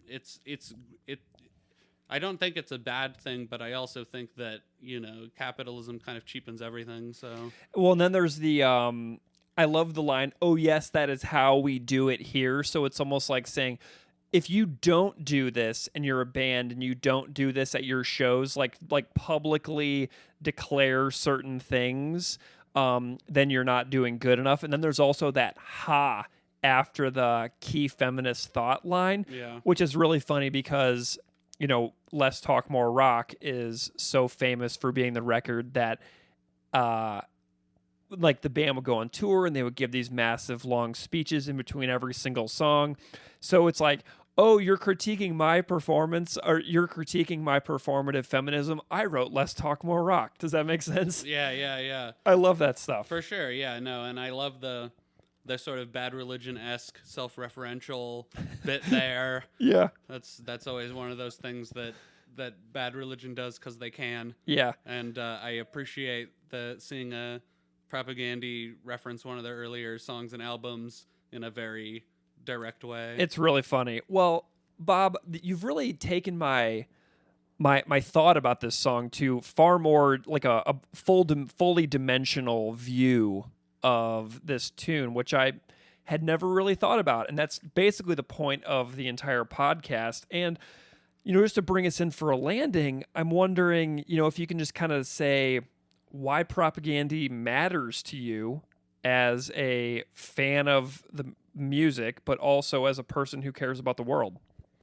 You know, I think that one of the things that's always impressed me about the guys in Propaganda, the people in Propaganda, sorry, Sulan, is that they have never not practiced what they preach. Mm-hmm. They are always, you know, teaming up with nonprofits, you know, or whatever to be part of their tour. They're always raising funds for some important cause. They're always kind of trying to bring attention to important causes. They really, they're not just like armchair, you know, critics, right? They're out there. They're doing the work, which I cannot say for myself. And so I would definitely say that is one of the things I admire most about them as people, that they, you know, have this very specific message that they convey in a way that is sometimes funny, sometimes incredibly profound, but always fucking rips, you know? I really think that, I mean, Chris, as much as he doesn't like to call himself a musician, is such an incredibly talented guitarist. Yeah. I love the way they write music. I love the way it sounds. I love his like shredding solos. I love the vocals, especially, you know, now that, you know, since they started singing in a range that they can actually do. I mean, and I really, you know, they're a band that isn't afraid to challenge you in your beliefs, and kind of hit you with some really, really deep, powerful stuff. And you need that sometimes. You can't always just be passively listening to music. You know, sometimes you got to get motivated to do something. So I think that they're definitely a band that tries to push their listeners to care. And even though I think that their songs have been, I wouldn't say less political, but more personal lately. I still think that energy and that spirit is in everything they do. Awesome. Well, Bob, I'm super pumped that you wanted to come over and hang out and talk about Tartuffe and this amazing band. And I think that we should go get a beer now. Yes, I will say I think Tartuffe is a it's kind of a forgettable track because right at the end of easily forgettable track right at the end of the album, but I do think it's kind of underrated. Yeah. It's a pretty cool little song. It's funny. It's got their sarcastic, you know, his sarcastic wit is in it. You know, right. It's got this biting satire and theater references. I mean, what more could you want? I agree. I've learned so much. Let's leave it here. All right.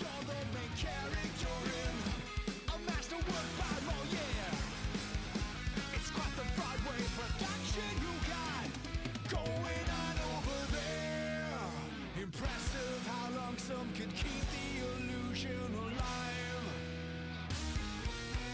think you near the end of Act 3. I can't wait for Act 5. Over your curtains hit the lights. All right. Thank you so much to my pal, Bob Van Valin, for the deep dive into the topics and history of Tartuffe, Moliere, the theatrical references within the song, and more. What a great deep dive, Keith. And Greg, that's awesome to hear about the personal friendship connection with our guest. So tell me about your second interview. So our second guest is another friend, Jon Grubb. Jon and I have never met in person, but I have a long history and connection with the UK because I used to live there. And Jon lives in the UK, and we've just kind of hit it off. We message and email frequently. Jon has loved the podcast since it started, and our digital communication friendship just kind of blossomed from there. And Jon's actually a guy that I'm really, really excited to meet in person as soon as I possibly can. So we are talking with Jon Grubb, bassist and vocalist for the band Zero Cost, based out of the UK. And the fantastic thing about this interview with Jon is that Zero Cost recorded an acoustic cover of Tartuffe, which I will put into the middle of the interview because we talk about the planning process for the song. And then I'm going to put the cover of Tartuffe in the middle of the interview with Jon. And then he's going to talk a little bit more after that about the creation process. So here is my conversation with Jon Grubb, bassist and vocals for Zero Cost. And you'll also get to hear their acoustic cover. So enjoy.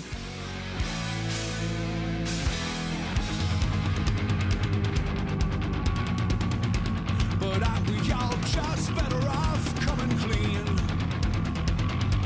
Instead of this endless self-flagellating talk, the painfully predictable day. Jon Grubb, welcome to Unscripted Moments, a podcast about propaganda. Hi, Greg. Thanks for having me. It is a delight to have you here, Jon. Can you just spend a moment and sort of introduce yourself a little bit to the audience so they know who you are? Sure. I'm Jon Grubb. I'm 37.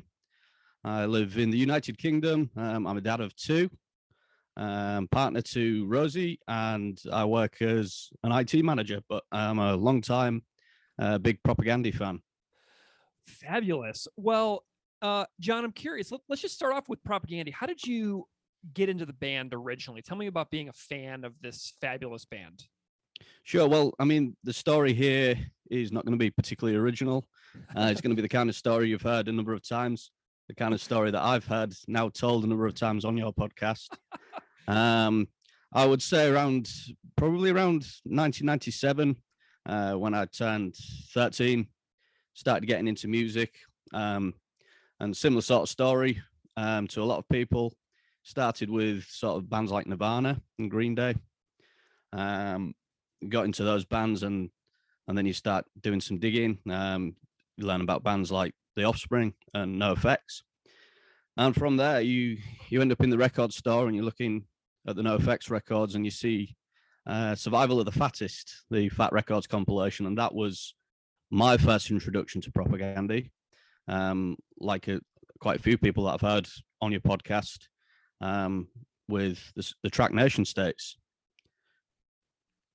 Nice. That's it. Just right in there. Did you become a fan immediately? Did you dive into the records after that? Oh, sure. So, yeah, I mean, I remember getting that compilation and the compilations around that time, the Epitaph and Fat Record compilations, but that one in particular, I have very vivid memories. And yeah, the song Nation States and Propaganda, they really stood out to me. I was already a fan of NoFX.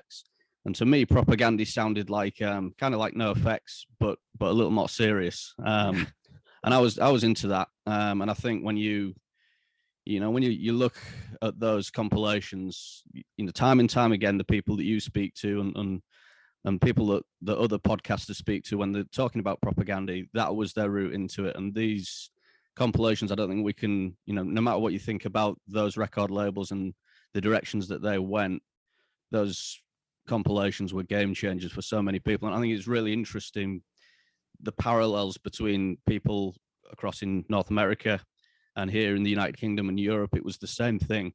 And that's really testament to the power of those compilations and the work that those record labels were doing at the time. And you trace it back in those record labels and the bigger bands like Green.END, the Offspring, whatever you may feel about them in the present day. Without them, we wouldn't be here listening to Propaganda. I'm sure of that. Awesome. Well, Jon, you're kind of a special guest for me on this show because you started off contacting me because you like the podcast, and that means so much to me. I've been so fortunate that several people who like the podcast have become like sort of real friends, and I would count you in that list of people for sure. And, I'm just curious about your journey with this insane project that Keith and I have made, as a listener, but also then sort of becoming my pal and somebody that I actually talk to about real life stuff. Whenever we privately communicate, you know what I mean? Like, tell me about your experience over the last year and a half or so. Sure. Well, I mean, I was thinking, earlier today, where we all were this time 2 years ago. Think back to December 2019. Yeah. There were in the Western world at least whispers of this virus that was starting to move across China, and then I remember hearing about it making its way to Italy. But we really, this time 2 years ago, there was no way we could see the effect that this was going to have on us. The last 2 years, if you describe the events of the previous 2 years to us in 2019, we wouldn't believe it. It's been insane. Unbelievable. Yeah. Unbelievable. So I find myself in lockdown from around March 2020. I had already been listening incessantly to Chris Hanna's podcast, and that podcast had been fantastic. I'd really enjoyed it, and I'd been listening to the episodes over and over again because Chris's release schedule for those episodes is far slower than yours and Keith's has been. Yeah. But they were great, and I could listen to them over and over again. At the time, my partner and I were living separately, so she was a couple of hours away. So as I would drive over to her house, I would listen to the episodes of Catastrophic Break from Consensus Reality. But then we were in lockdown, and I would be looking through my podcast app. I'd be searching for Propaganda. I'm sure you do this kind of thing. I do, yeah. Looking for any episodes with members of the band. And at some point, I think it must have been pretty soon after you first announced the project, which I think was June 2020 when you released it first. I came across it. I came across it straight away. So I was around right from the beginning, right from episode 1.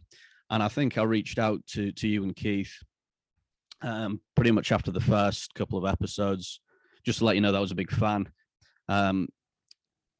The reason it's been so important to me is because although I have people around me, certainly growing up, people around me that were into heavy music, punk and metal music, there are very few that were as into Propaganda as I was. And I think, listening to you guys speak about it with the passion that you do, I felt a kinship straight away because, there's people, across the Atlantic who feel as passionately about this band as I do. And then so I reached out, and I think, our initial correspondence was via Twitter. And I was trying to look back through our correspondence, and I think initially I was contacting you through the company account from the business that I was working for. And then later via email, and then eventually, we've had multiple lines of communication, which has been great. We've even, exchanged things via mail, which has been really cool. And I have your 10-inch. I have the 10-inch from the band. Yeah, sure. I've got it here actually, part of Nice. part of the story. Yeah, and it's just we have a lot in common as well. You, Keith, and myself, in terms of backgrounds, we're all similar ages. I'm 37. I'll be 38 in August. You know, I think you've just turned 38, right? Sure did. Yeah, a couple weeks ago. And Keith is Keith 38 yet, or is he still 37? He's 37. I think he turns 38 in the springtime. Yeah. So we would, you know, we're all of the same age, similar backgrounds. I know Keith and yourself are teachers. I work, as I've mentioned already, I work as an IT manager now, but I had previously worked as a teacher.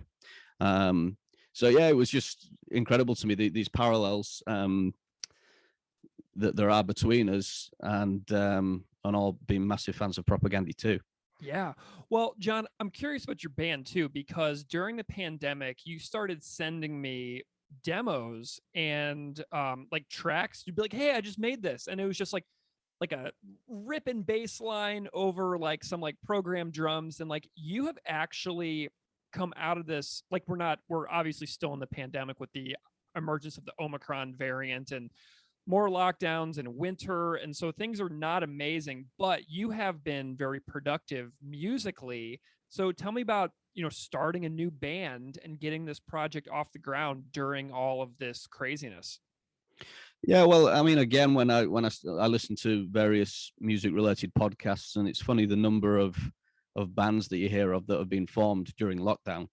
And for me, I guess I was kind of trying to relive my youth. So from about the age of 16 through to my early 20s, I played in a band called Fraction of the Cost, who were a local band. We were just youngsters, and we were playing gigs at local venues. And one of those venues is a place called the Adelphi Club in the city of Kingston upon Hull in East Yorkshire, which is the nearest city to where I live. And that was when we first started that band. That was the place all we wanted to do was play in that venue. I distinctly remember having a conversation sat around my parents' kitchen table with my bandmates at the time, saying, "Oh, we've got to get a gig at this place, the Adelphi." And then, 20 years later, we find ourselves in lockdown, and I kind of felt myself with the same urges, and really what I wanted to do is make some music. And my main aim was to form a band and play back at that venue again. And that it's a really special place, the Adelphi. I would say for people in this area, it is very much akin to how the Albert would have been for Propaganda, or for Gilman Street for people living in California. A really important place. And over the years, some big bands have played there. So big British bands like Oasis and Pulp and the Stone Roses. And then in 1991, a band called Green.Day played there during their Kaplunk tour. Nice. So, it is a really, really special place to us. So I started writing music during lockdown. I remember having a conversation with you about this, actually. Rosie, my partner, for my birthday in August, bought me a Focusrite audio interface. Yeah. And I got one right here. Love it. Yeah. I hooked that up to the MacBook, and yeah, as you said, I started creating some demos, dropped some programmed drums in GarageBand, put the bass, guitar, vocals, and I put together a demo which I sent you a copy of. I just had 10 laser cut copies of that done just for a bit of fun. And you have one of those copies. So I think it's such an honor. I've got it. It's like 1 of 10. I love it. I love stuff like that. Yeah. And two of them are still here in this room. So nice. But yeah, I think yours is the one that's traveled the furthest out of the ones that we've given out. But yeah, that was just a demo. So the next thing was to start putting a band together. So by the end of the year, I had these 4 songs. I already knew who I wanted to play guitar in the band, because I decided that I was going to do the vocals and the bass.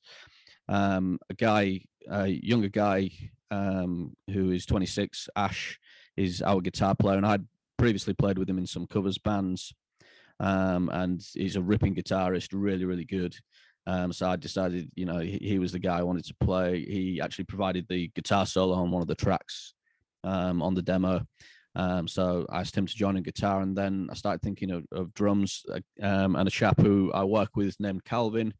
Again, a little bit younger than me. He's 30, 31. I knew he played drums. I knew that he was into fast and heavy music, into punk, into metal. I asked him. I was a bit nervous. I didn't know whether he would be up for it, but he was. So he joined, and then, but we were still in lockdown by this point. We were coming into the beginning of 2021, and then around April time, as the restrictions in this country started to ease a little bit, we were able to have our first rehearsal. So we had our first rehearsal on the 26th of April this year. We had our first gig at the Adelphi Club, which was the place that I really wanted to play, on the 18th of June 2021. But that was it was a socially distanced, limited capacity, 36 people in. But that was our first gig, and that was really good. We've played a handful of gigs since then, and we're actually back at the Adelphi again for the first time since that gig on Tuesday next week. But since then, we put out our first single on the 27th of August, our second single on the 19th of November. So it's been a really cool year, and we've all really enjoyed the process. Writing music together, and Calvin, our drummer, is a good producer. He has a little studio in the city of Hull that we've been recording our singles DIY in. We're pretty pleased with where we've got to, and everything's kind of running parallel. Really, the story very much owes a lot to your podcast, because you've been great supporters of us. You've retweeted our tweets. I've been incessantly bombarding you with demos and things that you've given me feedback on. So yeah, we feel a great kinship with you guys, and we really appreciate the support. Awesome. Well, that's amazing. And your band has done something very special for this episode of the podcast. And you have provided an acoustic cover of Tartuffe from Victory Lap. And I want to know about why you picked this particular song to make with the band, because it feels like a hard song to adapt acoustically, and I'm wondering why you went with this particular tune. Yeah, well, I think this kind of happened a little bit in reverse, because I think during some of our early conversations, I said to you, hey, would it be cool to have a British person on your podcast? And I kind of naively had it in my head that perhaps I'd be the first British person to appear on the podcast. But of course, you have had Frank Turner on since then. Hey, so Frank. now I'm the first guy from the north of England. Nice. So we had a discussion, and I think we decided, I think it was in August 2020, when I look back at our conversations, we decided that perhaps Tartuffe would be a good episode for me to come on and have a chat with you about. And at that point, I hadn't really considered doing a cover at all. And then listening through your episodes, and in particular, I remember the ones with Willem from Antilectual, where he did some acoustic covers. And I think I remember him commenting to the effect that acoustic music wasn't really his usual bag and his usual thing. And that's certainly true for us as well. But when I heard those, I thought, well, if I'm going to speak with Greg about Tartuffe, maybe we could have a go at doing a cover. So I put it to the guys. I said, look, I'd like to have a go at a cover of this song. Sent them the song because, that while they are familiar with Propaganda, they're not, like, I wouldn't consider them Propaganda super fans like you and I are. But and our guitarist Ash is very much an electric guitar guy, very talented guy. He's got grade 8 rock school in guitar. He can give him pretty much any song and he'll be able to figure it out. But he's very much electric guitar. I said, would like to do this acoustic. He said, okay, well, I've been thinking about buying a new acoustic guitar anyway, so I'll do that. So he bought himself a new acoustic guitar and got to work learning the guitar part. Calvin's contribution, of course, was, because there's no drums, there's no bass, it is literally just guitar vocals on this cover that we've done. His contribution was to record it and to produce it in his studio. So one evening, a few weeks back, we headed over to the studio after work, and I think by this point we'd done a few sort of demos. I'd done some demos at home, and I think I was sending you various revisions of the demos that we were doing. And then we set to work in the studio. And if things had happened in a different sequence, if you'd come to me and said, "Oh, do you want to do a cover?" This would not have been a song that I would have chosen. It happened the way it happened because we'd already had the discussion about me coming and speaking with you about this song. Because, as you say, it doesn't obviously immediately lend itself to an acoustic cover. It is a tricky song, and I think it's a good example of the way that Propaganda use their instruments. Most punk bands, the instruments are really essentially a rhythm section, and with the occasional sort of instrumental flourish from one instrument at a time, but really, the vocal melodies tend to be the main event. But with Propaganda, I would really liken the way they use their instruments in a lot of songs to an orchestra, because there is so much going on in terms of tempo changes, rhythm changes, the intricacy of the parts that you just don't see in many other bands in the genre. I think if you'd come to us and said, just do as a cover, we would have been more inclined to do a song like Letters to a Young Anus, straight to the point, thrashy. That's kind of more our style of the style of music that we play. But we certainly enjoyed the challenge. Nice. Well, let's hear the song really quick. So now that you've kind of like given a nice little introduction, let's play the song and listeners can check it out, and then we'll come back and we'll talk.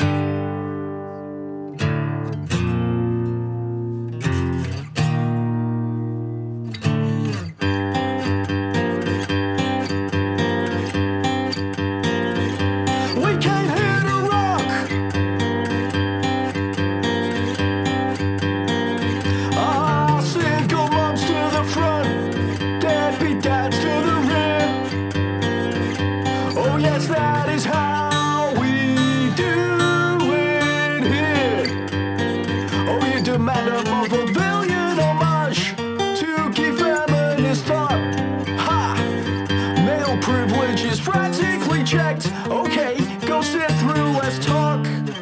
Single moms to the front, we came here to rock.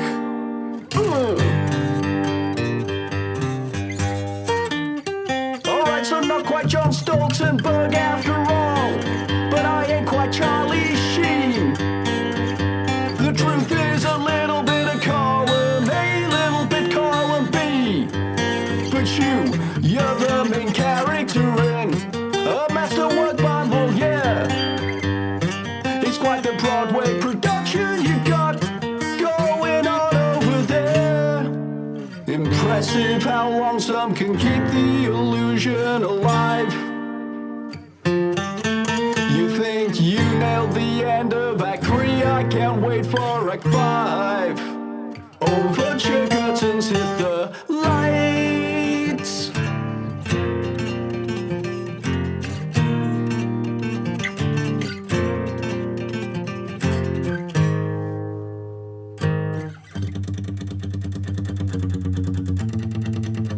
But are we all just better off coming clean?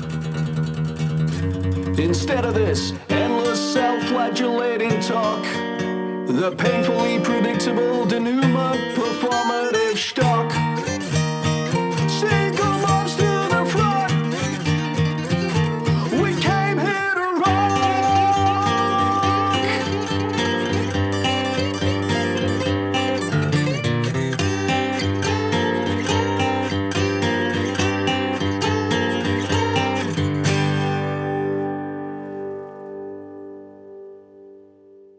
Awesome. So now everybody's heard that and they can process it. Tell me about the recording process a little bit about it, because, was this hard? Like, was it a challenging song to do? Like, did you guys struggle with it at all? Tell me about some of the challenges that went into this thing. Yeah, so as I say, it's not a song that you would necessarily think of as being one that you could adapt to an acoustic guitar. Look at some of the great covers that people like Jen Fiorentino do, and I don't think she's attempted this song, but I mean the ones that she does are fantastic, and her way of adapting them where she needs to is really, really cool. for this one, I'll be honest, we tried to kind of cheat a little bit. So to start with, I actually had myself and Ash, the guitar player, we had the original song playing in our headphones, and we were trying to play along to it. And he was trying to play the guitar parts on acoustic, and I was trying to sing along to it at the same time. And we kind of got something that sounded sort of coherent, but without the drums and the bass in there, it was difficult to make it flow. So we had a couple of attempts at that. We got warmed up, and then Calvin, as the producer, stepped in and said, "Look, guys, I think it would be better if you just went for it. You know, Ash knows the guitar part. You know the lyrics. Let's just go and just do it flat." So there was no click track. We just played. I was in a vocal booth. Ash was out in the main part of the studio. We hit record and we went for it. And it took us a couple of takes to get to what we wanted to. And then we did go back, and Ash added a couple of little overdubs on the guitar there, just to make it flow. And then Calvin did his thing with the production, and we got to what we've got there. And it's by no means perfect, but we're quite pleased with what we've done there. It's very different from what our own music sounds like, but it was a cool experience, and yeah, we enjoyed doing it.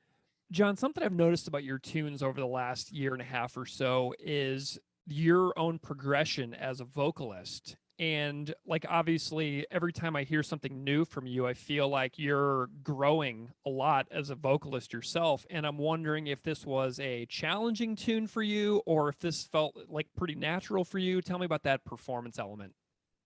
Very challenging.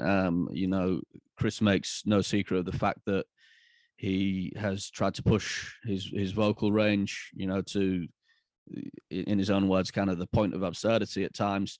We dropped down half a step compared with the original recording. So if you listen to our version, it is half a step lower. Calvin even suggested we went a full step lower, but I put my foot down there and said, no, I'm going to push it. I'm going to try and at least manage it just one half step down. So yeah, very, very challenging. And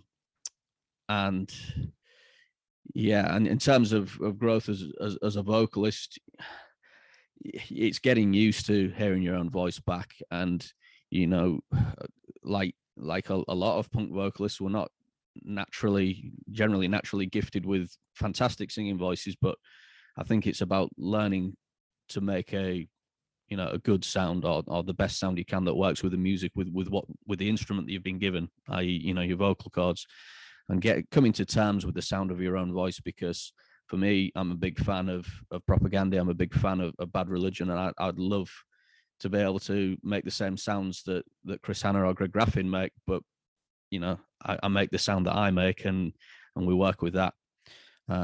So yeah, I'm gaining confidence. When I mentioned the band that I was in when I was a lot younger, and the small attempts that we made to record there were very fraught and very difficult. It was very hard recording in a room with your friends. Trying to record vocals was very, very difficult. And I feel like I'm starting to settle into that now and get a little bit of confidence. In a live environment, it's different again, because you've got the adrenaline, you've got the energy of the room. But when you're in a sort of cold, stark room with your friends, effectively shouting into a silent room, it's tricky, but I'm getting there. So were your bandmates okay with this? Were they like, well, we're going to spend all these hours making this random song for this random podcast? Like, were they okay with this, or was this kind of a hassle for the other people in your band that you foisted this upon? They were really cool with it. Ash is a great guitar player, and he likes the challenge. He'll turn his hand to anything. Calvin enjoys it because one of the things he enjoys most, I think, about the band is the production side of things. So to be doing an acoustic track rather than the usual sort of standard punk songs that we would do was another string to his bow. Cool. We usually, if we're tracking a single for the band, we'll spend a full day tracking just one song. For this, we did it I mean, we'd done some demos and rehearsal, but we actually did the recording in a single evening. So it was maybe took us about 3 or 4 hours to do. Nice. Do you think that as a band, now that you've kind of got your minds wrapped around this tune, that you would ever like bust it out with a full band live, just like if you were playing a show out some night? It's possible, yeah. I mean, we've played it to a couple of friends. You know, we haven't released it in any way. I wanted it to be exclusive to the podcast when the episode's released. But we played it to a couple of friends, and they say, "Oh, cool, you're going to do it live." We do occasionally drop the odd cover into our sets. So a regular for us is "Do What You Want" by Bad Religion, which I think we recorded a demo of, which I sent to you. And that one, you know, obviously really goes with the flow of the music that we make. But yeah, I certainly wouldn't rule it out. It would be an interesting one, but we haven't put it in a set list yet. Nice. What are your thoughts on the particular content within this song? Is there anything that you sort of take away from it as like a message or a lesson, like within the lyrics themselves? Yeah, I mean, my interpretation of it is that it is a critique of kind of fake feminist allies. That's the way I read it. So, you know, there are references that Chris makes back to Let's Talk More Rock, and you know, refers back to Stoltenberg, and obviously this, you know, so there's a reference to the song "Refusing to Be a Man" there. And I think it's about being real and being realistic about what your limitations are as a human being, your own failings when it comes to being an ally to women, and a critique of some of the kind of bands and artists that, or you know, other individuals that may talk a good story when it comes to being an ally to women, but their actions sometimes, you know, tell another story. And I think we've seen that across the music industry, you know, especially in punk in recent years. Bands, you know, some young bands that have come onto the scene and have been proclaiming to be feminist or feminist allies, and later have been found out to have been engaging in behavior that was the antithesis of that. And that's what I read it as. And obviously the reference to Tartuffe, and you know, the play by Moliere, the comparison there is with my understanding of the plot of Tartuffe is that we have a chap who purports to be devoutly religious, and he befriends a man and becomes, you know, sort of entwined in his family, and other members of this man's family are suspicious of his motives, and try to get him to seduce this man, Orgon's wife, which he does. And then when he's caught, he kind of very dramatically falls on his sword, and you know, makes a big song and dance, and manages to keep the pretension alive for a little bit longer. I'm not going to say that I'm a big expert in, you know, in this particular play. I haven't seen it, but I've been interested enough through this song when it was released to at least do some superficial digging into the references there. So yeah, that's what I think it's about. I think it's Chris recognizing his own failings. You know, the line, not Stoltenberg after all, but not quite Charlie Sheen. Painting a realistic picture of where he sees himself on the continuum of human behavior, and you know, being an ally to women, and you know, perhaps urging us not to talk a good story, you know, just to be realistic and honest and open about where we are, and our own failings. And I think, you know, Chris has referenced that kind of thing as well in his own podcast, when he talks about people tearfully declaring there are past crimes and things like that, you know. Yeah. So yeah, and you know, so it was a song that stood out to me on Victory Lap as well for that reason. You know, really interesting track, and one that I enjoy a great deal. It is one of my favorites from Victory Lap. Excellent. Well, Jon, it's been such a pleasure having you on the show finally. I know we've been talking about this for a million years. That's kind of how this podcast tends to go, where I make all these big plans and then it takes me forever to get to it because the scope of this project is so much more intense than I ever could have possibly imagined. So I appreciate your patience. My biggest shout outs and appreciation goes to Calvin and Ash from Zero Cost as well. For being awesome and, you know, working on this project with you enthusiastically. And so shout out to those fellas. But you know, I'm just so grateful to you that you have been a friend, that you enjoy the podcast, that we can talk about it. And someday we'll get to hang out in person too, because I have other reasons to visit the UK because I used to live there. So next time I come over, we're going to hang for real. But I'm also wondering if you can drop some links, some suggestions on where listeners can go and find you and the band if they want to know more and follow you after hearing you on the podcast this episode. Sure. Well, I guess as good a starting point as any would be to hit the usual socials, Instagram, Facebook, Twitter. All of those we can be found at Zero Cost Band. So if you head there, you'll get to us and you'll get to our music eventually by following the never-ending chain of links. Excellent.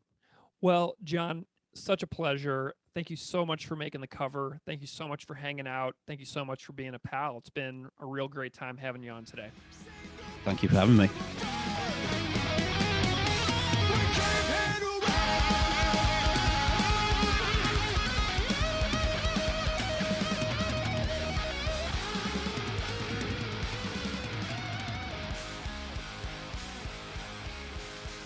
All right, so those were a great couple of conversations, Keith. I'm really grateful to Jon and his bandmates in Zero Cost for going all in on making that cover so cool. They worked really, really hard on it, and they actually recently played it live. Oh, awesome. So Jon and his band played Tartuffe acoustic live in the UK, and he sent over a video of them performing it. And so I'm going to put in a little sample of how it sounds live with just Jon and one guitar. So check that out right now.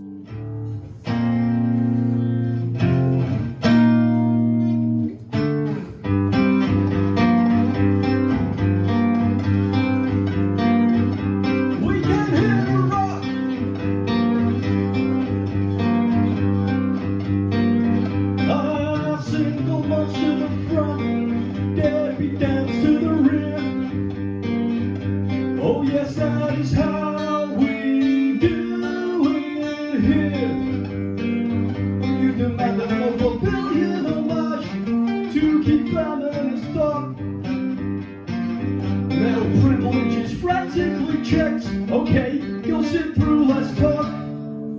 Single moms to the front, we can't hit a rock.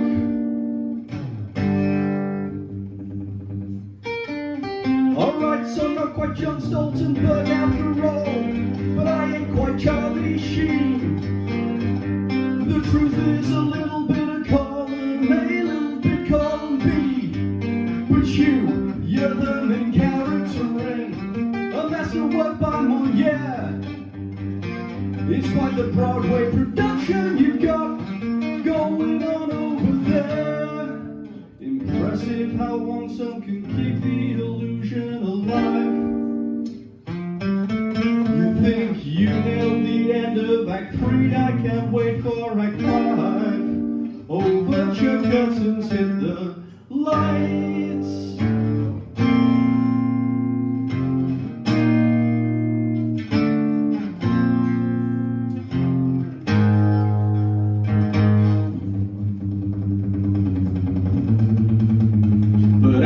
All just better off coming clean. Instead of this endless self-flagellating talk, The painfully predictable denouement, performative shock. Single bumps to the front. We came here to rock.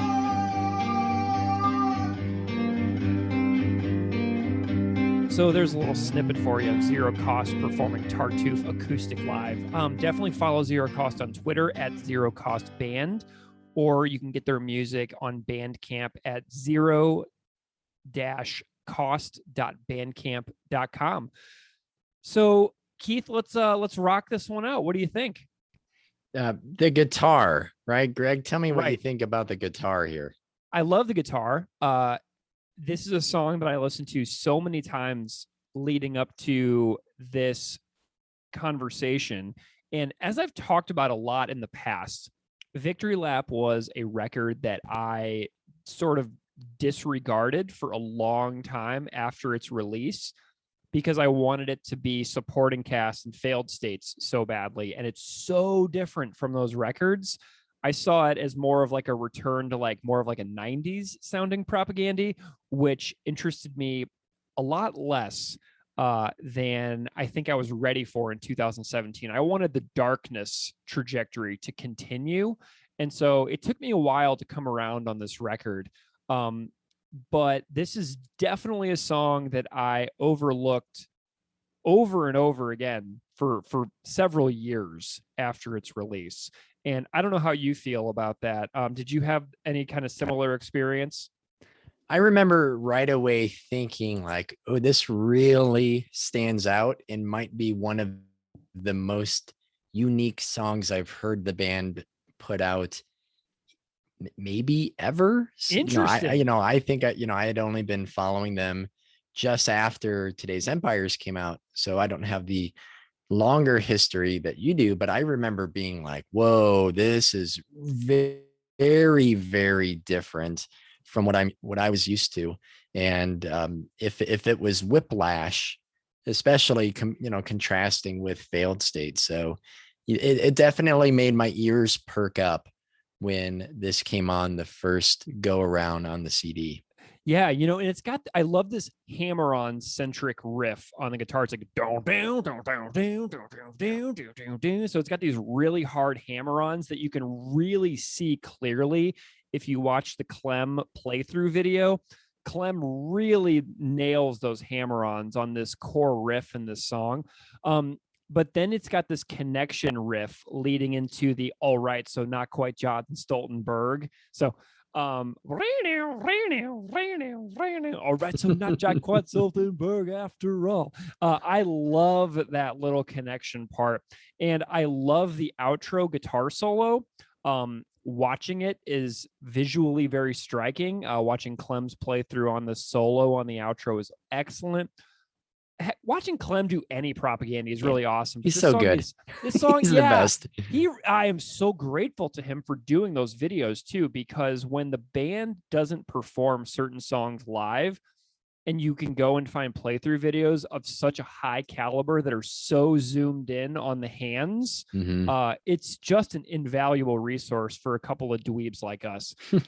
And there's no footage of the band playing this song either. So the playthrough videos are the only way that I can really process what is happening in this tune.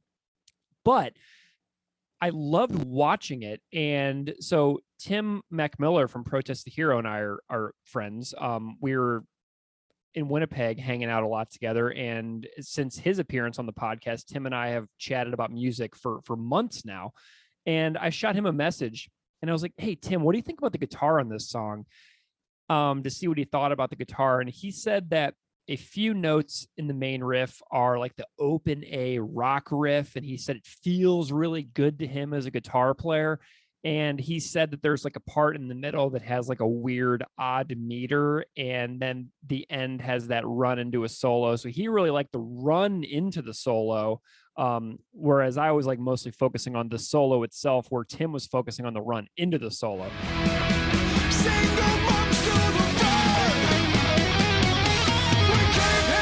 So I liked hearing Tim's thoughts as well. What about you? What do you think? Greg, you said connection, and that word stands out because I think the song does have a lot of connective tissue. transitions that link the various elements of the guitar together, or at least I hear them as these segues that make these very different parts one cohesive whole. And that main riff to me, I remember you before describing it as like an AC/DC riff. Yeah. It's very much like a classic rock riff. It has the really melodic chords that are picked and they ring out, coinciding with Chris's vocals, how we do it here. There's that mini descending lead that goes into the palm muted riff that you so expertly just sang right now. So that if you want to do it again, you got to do it again. That's so good.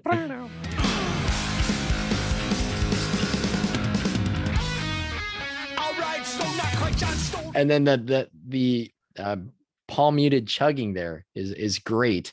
Dun, dun, dun, dun, dun. They're the riffs that are under the vaudevillian homage.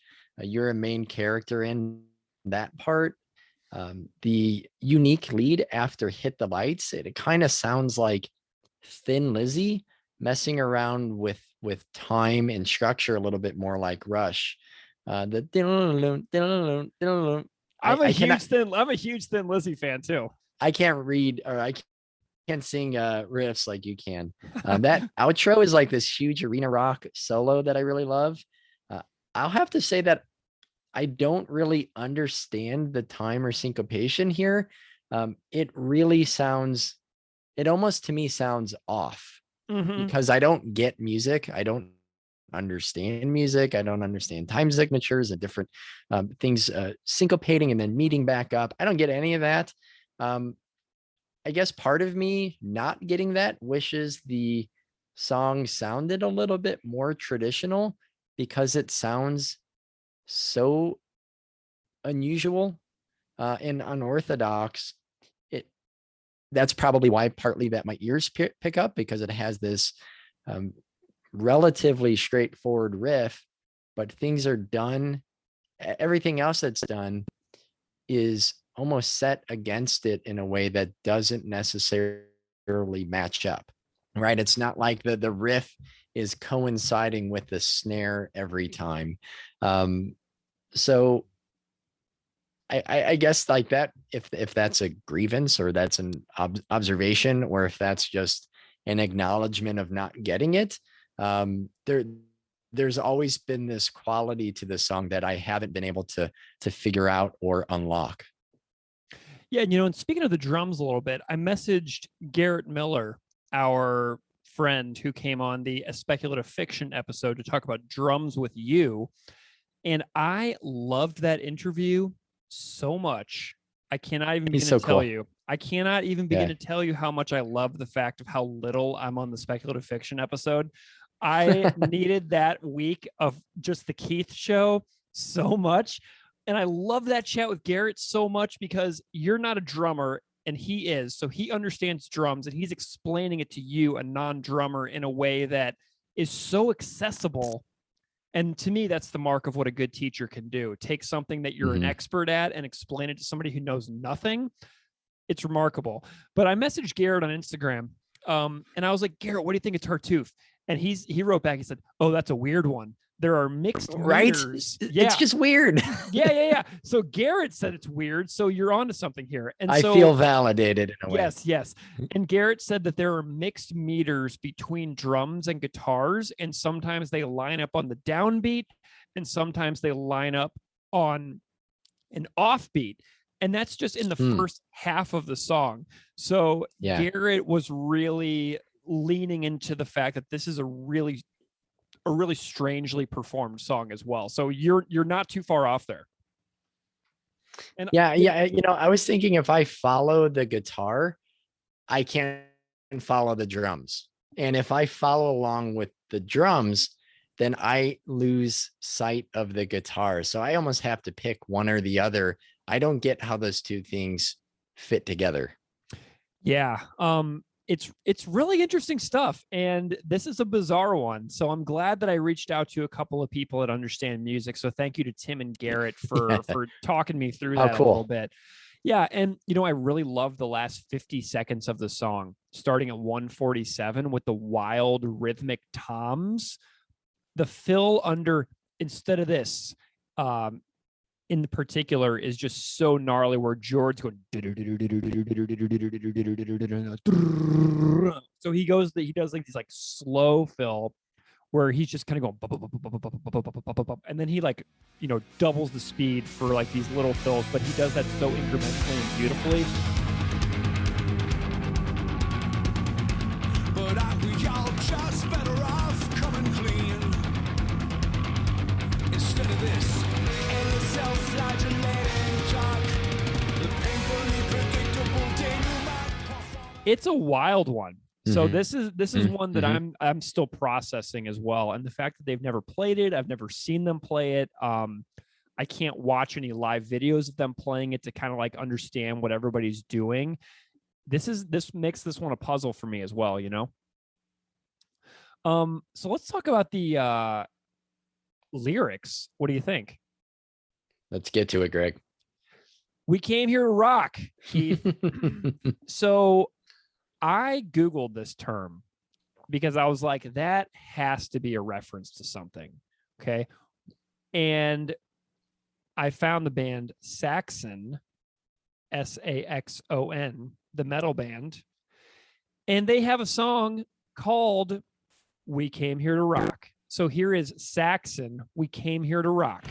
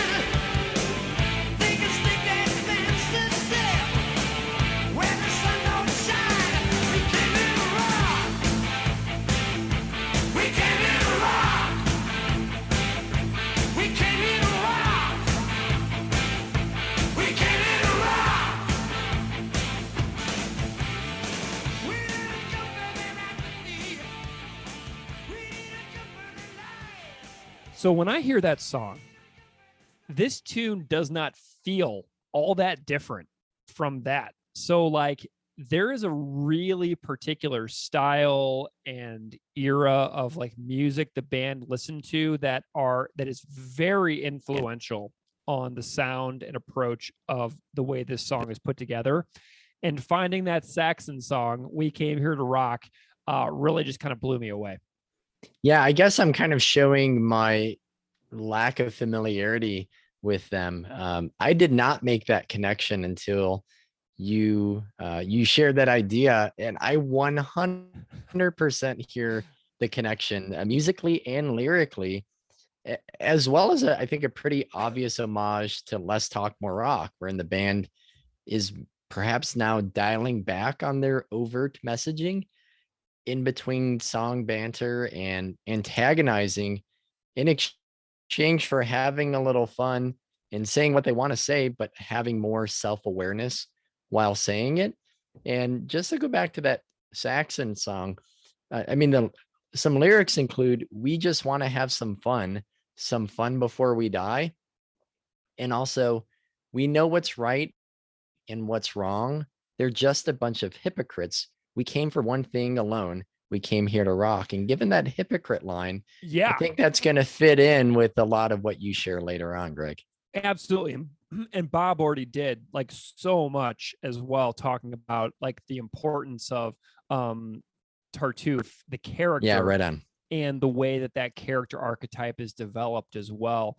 But I just loved being able to discover that Saxon song, like I was like, this has to be something. Right. What is it? Yeah. And when that popped up, I was like, yes, thank good I found that, so that listeners don't have to be like, Greg, you missed Saxon. Because that happens, man. Like, it's so hard to find everything, but I'm really proud of myself for finding Saxon. All right, let's go to the next one. Single moms the front, deadbeat dads the rear. Oh yes, that is how we do it here. So this is an interesting observation about prioritizing a certain group over another. Sometimes I think that would be an interesting experiment, would be to make people in a music venue stand in order of height. So the taller you are, the farther back you are in a music hall. Like, can you imagine if there were like height zones where, like people who were like 4 foot to like 5 foot were in zone 1, and then like 5'1" to like 5'10" were like in zone 2, and then 5'11" to like 6'3" were in like zone 3, and then anybody over 6'3" was in zone 4. So I was thinking about like how we, like place ourselves within our social environment, like whenever we go to concerts and stuff like that as well. And also like the performative aspect of this particular line. If you're a single mom, get down here. Oh, you deadbeat loser dads, get back there. So it's like this punitive aspect. It's just this big performance, making a big spectacle of who is allowed in certain places based on what they're perceived to be as people. So like the really overt and blatant performance aspect is really interesting. And you mentioned something on a different episode where you talked about how Chris used to be very performative about confronting people about veganism, which he's talked about on his own podcast. And he like wishes that he would have done things a little bit differently in his own live performances years ago, because of how he could have been effective in different ways.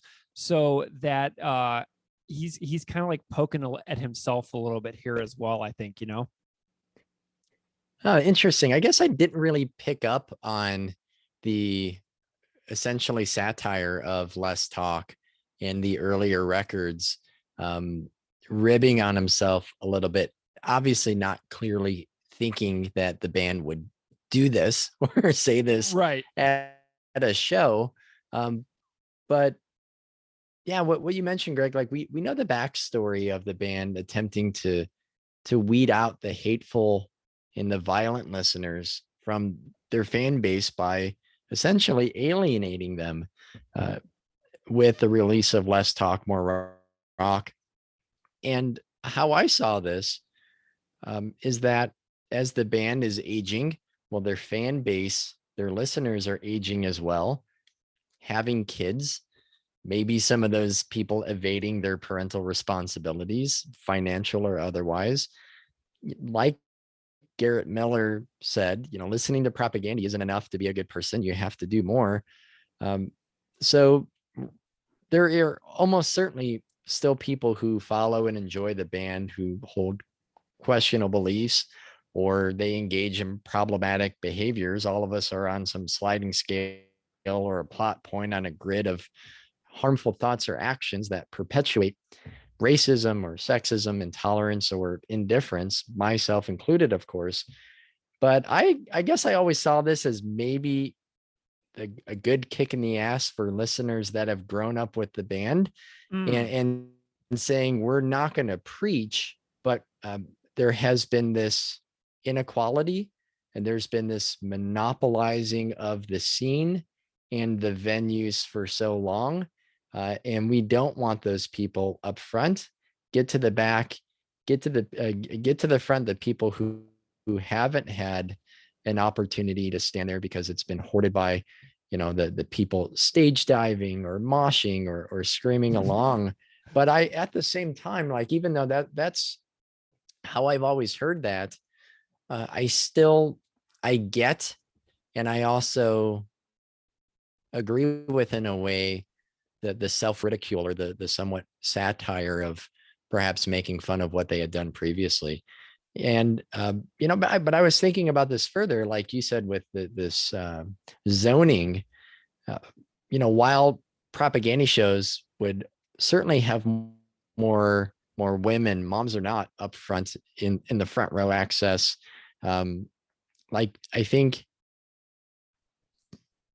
the disparity by sex would still be visible at a propaganda show, especially compared to most other concerts I've attended in, the subgenres that are the various elements of extreme music that are absolutely dominated by men, the bands, the critics, the fans, which isn't to say that women haven't um, been involved in various aspects, but they have not had an equal access. I think it's pretty clear, a pretty clear conclusion that one can draw.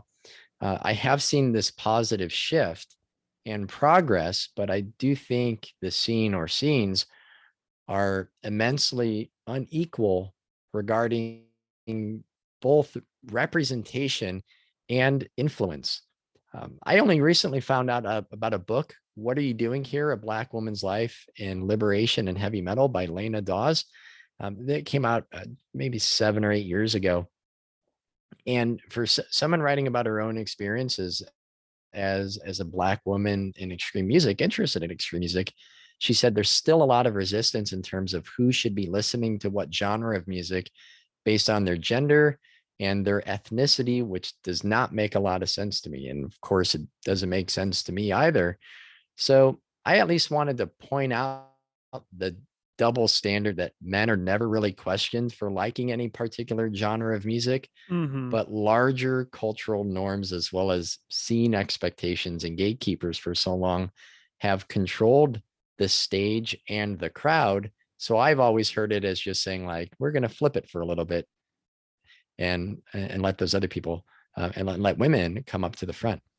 Yeah, and I'm thinking about a couple of live experiences I've had recently. So I went to see Gwar and Napalm Death, and I went to see Propagandy in Winnipeg, and I also went to a recent Every Time I Die show here in Buffalo. All three of which had incredibly high amounts of women in the audience. So I'm thinking about some really good experiences that I've actually had recently that I'm kind of actually just going to linger on a happy feeling Cool. here in the moment. Because, John K. Sampson is on recording in the 90s a lot, talking about the little boys club of punk rock. And to be able to look around me at my 3 or 4 most recent live experiences and be like, this is really interesting how much more diverse it was at a couple of these recent shows that I've been to than so many shows I've been to in the past. So now we have this next line. Oh, you demand a more vaudevillian homage to key feminist thought. Ha. So Bob and I talked about vaudeville a bit. But vaudeville is a theatrical genre of variety entertainment that was born in France at the end of the 19th century. And a vaudeville was originally a comedy without psychological or moral intentions based on comical situations. So there was like dramatic compositions and poetry and songs and ballets. And then it was popularized in the US and Canada in the early 1880s, and it was kind of popular until the 30s, I think. But the idea of vaudeville adapted from the French version to the North American version. But what people might think of as vaudeville now might be like classical musicians or singers, dancers, comedians, ventriloquists, acrobats, jugglers, one act plays, stuff like that.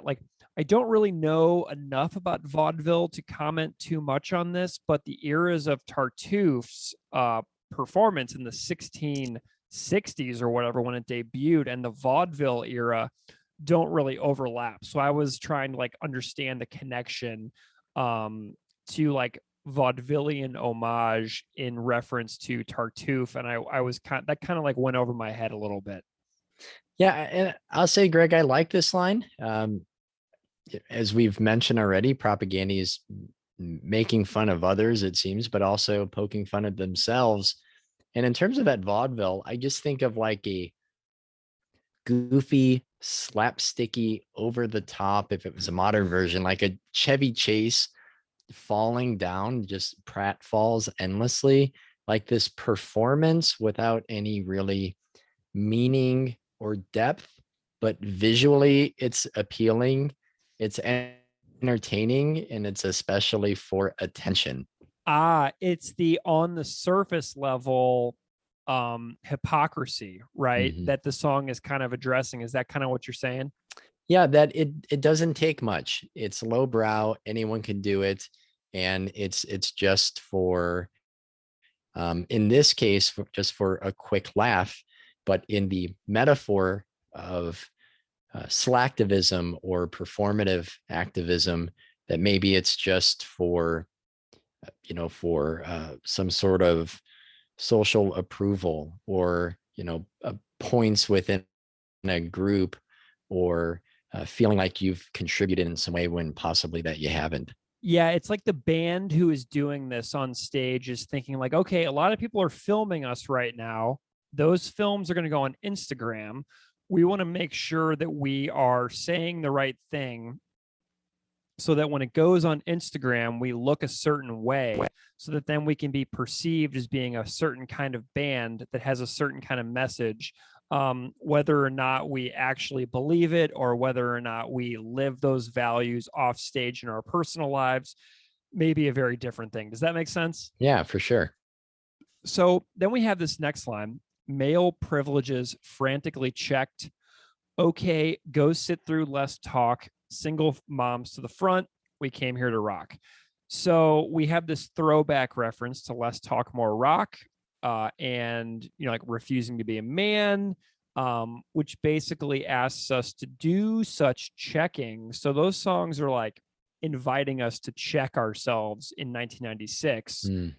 And then now we are like allegedly checked. So it's like this like progression over time of, okay, we've asked you to do this. Have you done it? No, go back and do it again, Yeah, I think I might actually hear this a little bit differently. I see this line being connected to the one before. So if activists or fans of the band, political dissidents, don't think that propaganda are saying or doing enough, which really comes down as their criticisms imply here, like look like they're doing something, but not actually implementing change.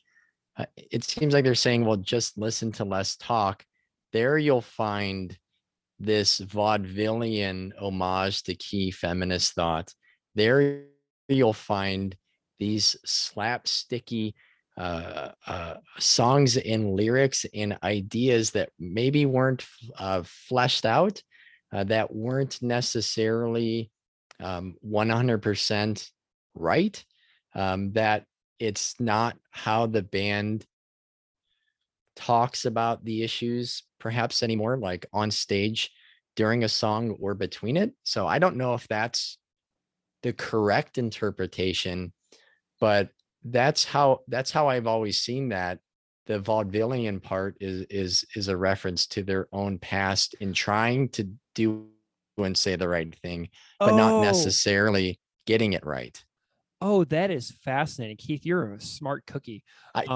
Yeah. So I don't know. But and the band is kind of saying like, we're not doing that anymore. Not just in hopes of avoiding having these lyrics cemented into lyric sheets and on CDs and on records and on the internet, messages that might get, they might get wrong on issues that are really important to them, like sexism and feminism and gender. But maybe the microphone isn't just theirs anymore. And it's not also like simply for evangelizing the audiences like they had done in the 90s. Excellent. Okay. So then we have All Right. So not quite John Stoltenberg after all, but I ain't quite Charlie Sheen. The truth is a little bit of column A, a little bit of column B. I love the idea of seeing the opposing forces, like the far extremes within oneself. You know what I mean? I love Mhm. being able to point the camera at yourself and being able to see these are a lot of things that I feel really good about. And I'm going to keep working on those. And these are the things that I don't feel really good about, but I acknowledge that they're there. And I am going to continue to commit to work on these things, which are very present within me. So here we have this throwback to Stoltenberg, author of Refusing to Be a Man, which we discussed at length on that episode. And didn't you talk about Stoltenberg somewhere else too on the Less Talk episode, or maybe on the Fuck Machine episode? You talked about Stoltenberg a lot for a couple episodes. Do you remember? He makes quite a few appearances. Yeah. Yeah. So as well as Charlie Sheen, whose addictions and extracurricular activities are the stuff of legend in the acting world and led him to getting fired from that show he was on 10 years ago. But looking in very surface level to the life of Charlie Sheen is extraordinarily depressing. And reporting does show that he is now sober. But I don't really want to talk about Charlie Sheen because everything I looked up in preparation for this episode just really grossed me out and also just made me really extraordinarily sad. But the point of the line about the middle ground between the two extremes, this is definitely me. Like, it's likely most of you listening as well. In the past, I had an experience with a friend where our boundaries were always really, really great. And there was no romantic tension whatsoever between us. And our friendship was super fantastic. And then one day I had this pang of non-platonic feelings about her. And I basically ruined our friendship within minutes. It caused me to rethink a lot about myself, consider how life is a confusing series of encounters where mistakes are inevitable and when mistakes are made, reflecting on one's mistakes as opposed to becoming overly defensive Right. is Yeah. super important because she Mhm. immediately called me out on it. And looking back on it, I'm so regretful of this experience, but I immediately was like, oh my God, I screwed up so bad. And looking back on that, the friendship really wasn't saved. But I learned a lot and we walked away realizing that we just couldn't be friends anymore because I had developed this feeling for her that she did not feel for me. And it had never been an issue until it was. And I wrecked it because I impulsively acted and didn't consider the consequences of what it would mean to lose her as a part of my life. But the way one reflects and admits mistakes has a certain tone, which we'll also see when it comes to Tartuffe. So where the main character does admit to fault when being confronted with doing something not great, but the character Tartuffe does so in such an overly dramatized manner that it reeks of inauthenticity. So when my friend confronted me about my mistake, I wasn't overly dramatic about it. I was just I really screwed up here. And it was just an actual genuine moment. Whereas when we talk about the character of Tartuffe in the play, whenever the character admits fault after being confronted with something, they do so in an outstandingly over dramatized manner, which can only be interpreted as inauthentic to somebody who wasn't born yesterday, basically.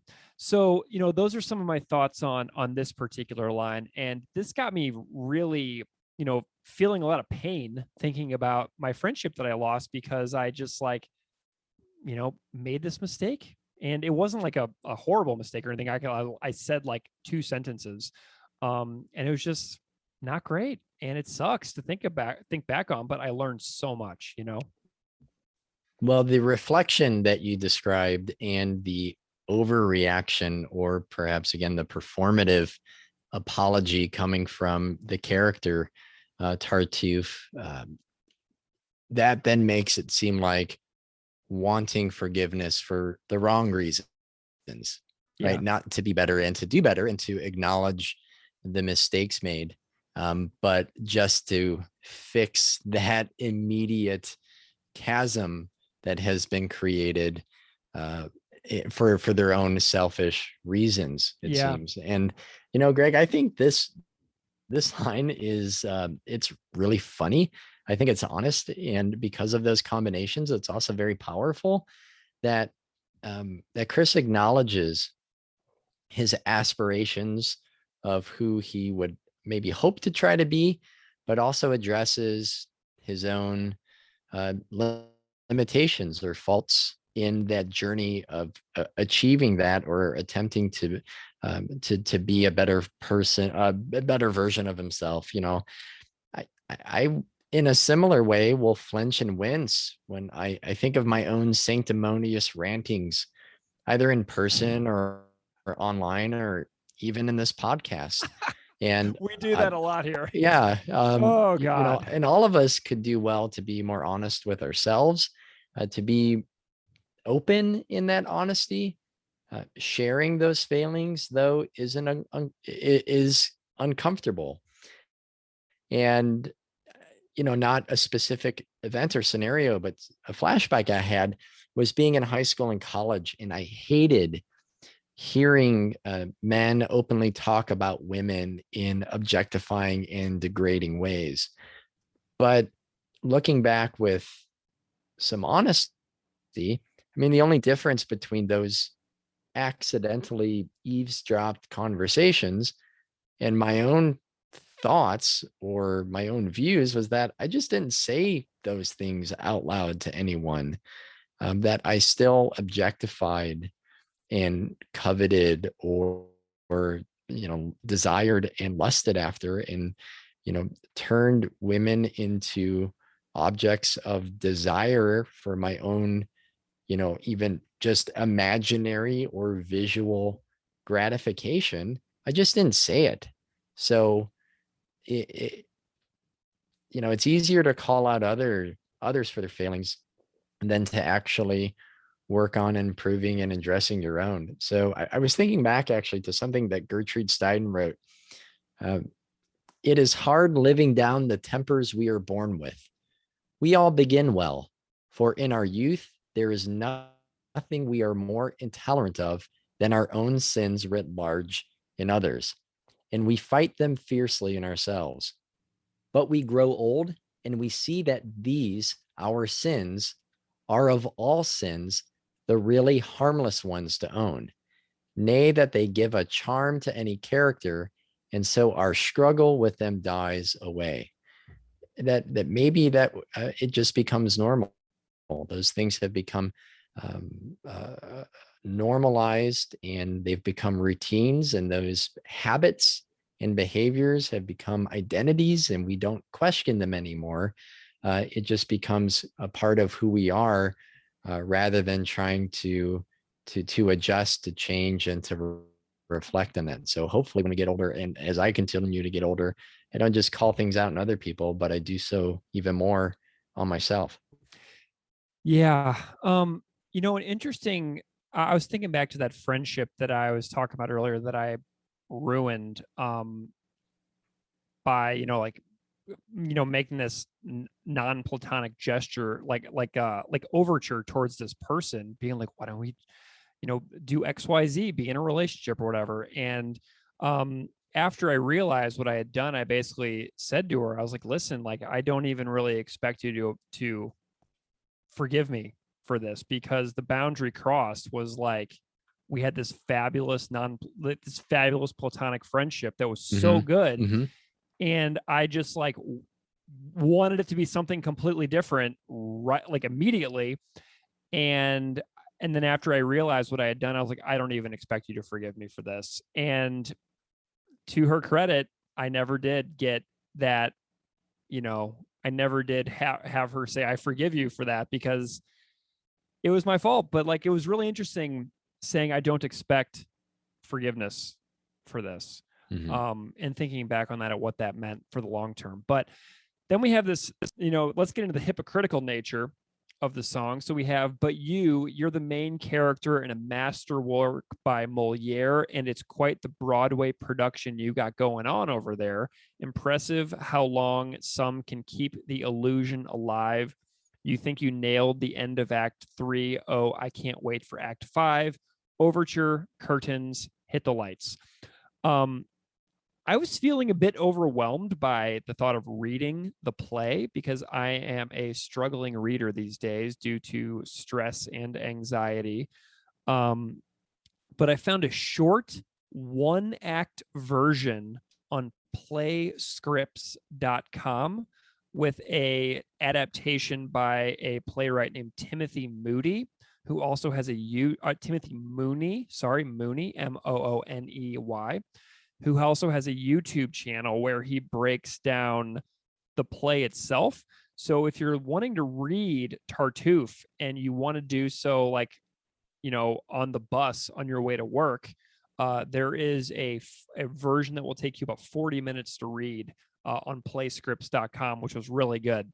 But Bob Van Valin and I talked so much about this play already, but Moliere is a French playwright during the Renaissance who lived from 1622 to 1673. His real name is Jean-Baptiste Poquelin, and the play's main dramas personae are Elmire, her husband Orgon, their son Demis, their daughter Marianne, Valère, who is in love with Marianne and basically betrothed to her, I think, and Tartuffe, the hypocrite. So, and the setting of the play is at Orgon's house in Paris.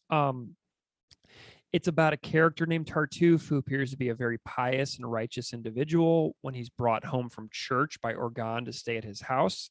And then over the course of the play, Tartuffe preaches scrupulous morality to the entire family while being basically sneaky and shady behind the scenes.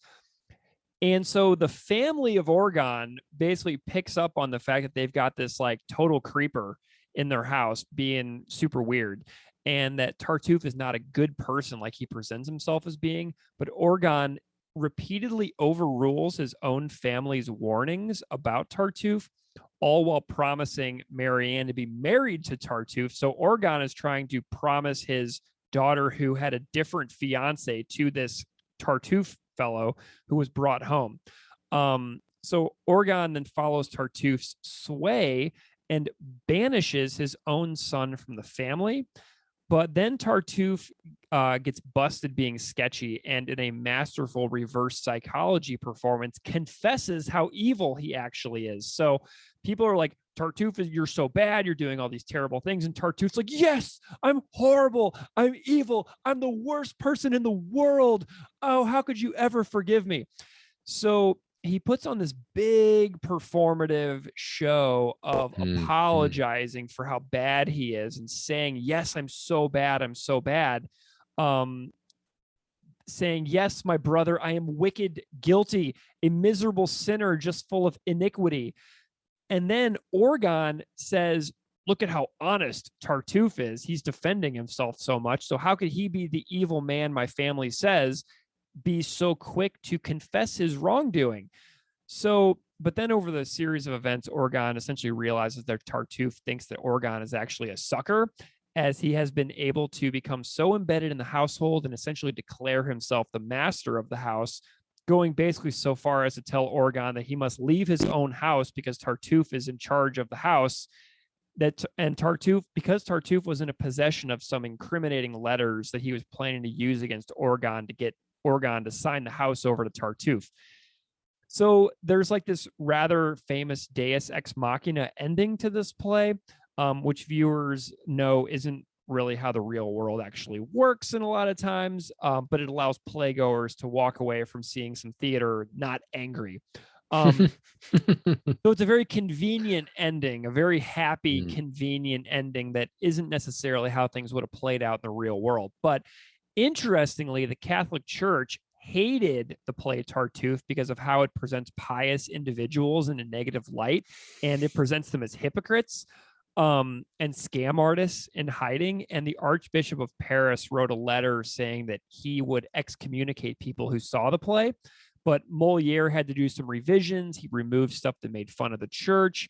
That one also got banned. And then a third version came out in 1669, which is the version that we still have.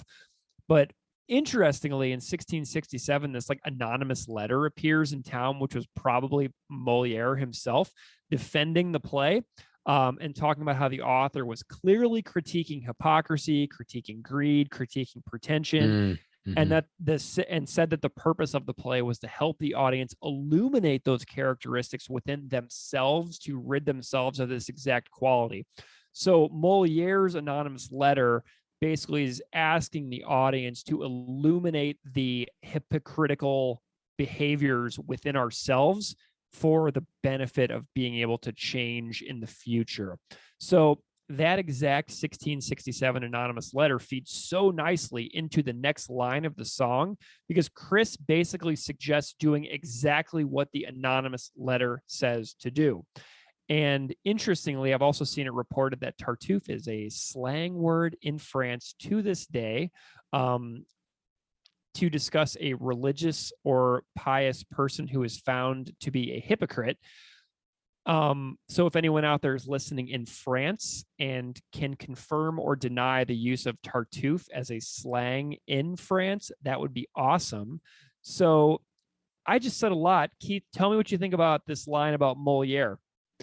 Well, I thought from that lyric that the performative activism metaphor really comes alive with those lines. But after that explanation, which I did zero reading research preparation on, because I told you to chill out because Bob and I had it covered.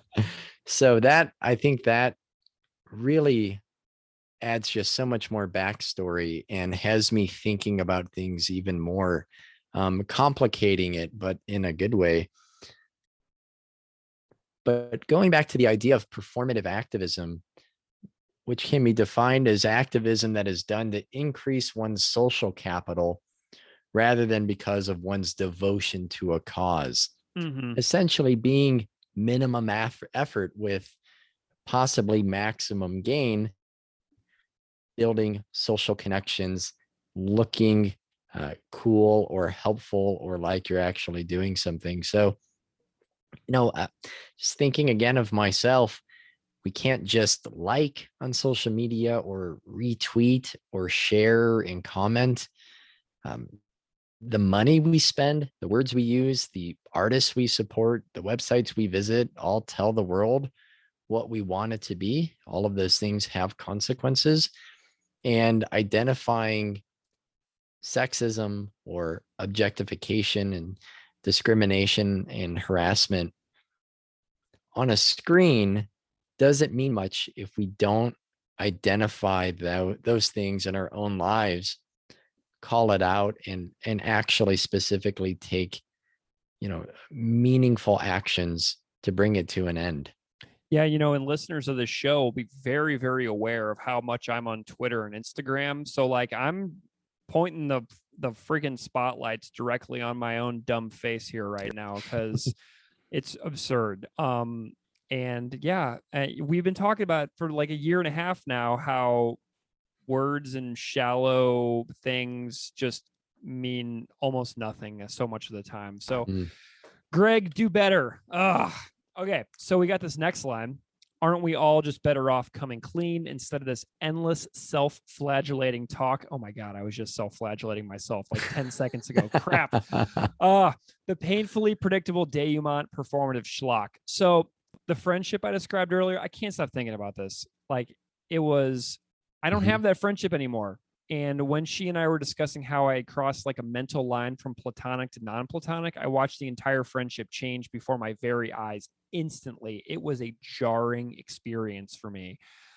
And I had to admit to this dear friend about whom I know just about, so much about her life that my feelings about her had shifted. Like I just had to admit it. She was like, "Why did you say that to me?" And I was like, "Because I guess my feelings have shifted." And I had to like admit it in a way that was like humble and just like self-reflective and not defensive. And she had to tell me that hers had not. And we basically realized in real time in the moment that our friendship was basically done. And I had to come clean. It was hard. I hated it. I wanted to just say, oh, no, everything's cool. Please keep being my friend.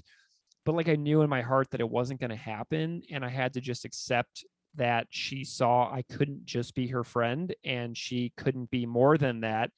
And it was just over like that instantaneously. So to me, this line is basically asking us to recognize and acknowledge our own shortcomings and accept that we've messed up in the past, that we're messing up right now, that we'll mess up again in the future. But deflecting away from our mess ups and trying to sweep them under the rug and just say, because I could have been like, oh no, I'm so sorry. Let's just keep being friends. I don't feel like that for real. But that would have been a lie because I did feel like that and I didn't deflect from it. And that's just not the right strategy. And I wanted to just tell my friend that she had it wrong and that everything was fine, but it wasn't, man. And I had to admit that. So that's a moment in my life where I really connect with this song, where I lost an actual friendship over it, Well, that explanation of the deflecting, in addition to the self-flagellating part where I do that. You get you. Well, I don't mean that specifically you, Greg, but I can think of just numerous cases for myself or other people I know. The way to get out of accountability is to bring the hammer down on yourself, and then people will say, "Well, it's fine. It's not that bad," and then there's not really accountability or consequences for whatever might have happened. So I think I've probably personally thought about my own deflections in the past or my own defensiveness, but I haven't really considered when I do, what's the word? You kind of shared already. Inauthentically will apologize and in an over the top way, but again doing so in a way that's not seeking change or an apology for the right reason. It's not actually seeking to make up for whatever might have happened, but just to get through that immediate moment of discomfort or being visibly seen doing something wrong, whatever it might be. Yeah. And I'm rambling here, Greg, but I guess my thoughts that I have here again with the performative nature. I know this song is not explicitly or solely about social media, but again, it's like the context in which I'm seeing it just in my own personal life at the moment. I mean, I decided to take a break from Twitter and Instagram pretty much the day the Rittenhouse verdict was announced, just to step back to not impulsively tweet and share and respond. And I think since then, since that break, I've realized that I was sharing info and posts in the immediate wake of the announcement of the verdict. But, before that, I was joking and posting things that were silly and about music and ridiculous observations. And I shared things regarding the verdict when it was easy to do, rather than putting in the work, reading from, experts and activists who are actually addressing issues of like police brutality or the failings of our judicial system, or supporting organizations and reformers really looking to address the trial, even in my own classroom, in some transformative way. And having talked about a few songs related to gender, sexuality, and sexism relatively recently, it's unusual because we have like this career spanning, evolving narrative from issues, from propaganda, from recently Fuck Machine now to this song. And I feel like I'm still on the first question of the test. Here's the band later on thinking about how they're, their own public interpretations or statements on these things, what they're saying now. But I'm still trying to process like the first songs that they were talking about, and coming clean, while maybe easier for me now than it was 20 years ago, it still sure ain't easy. And one of my favorite episodes of Democracy Now! Did this interview.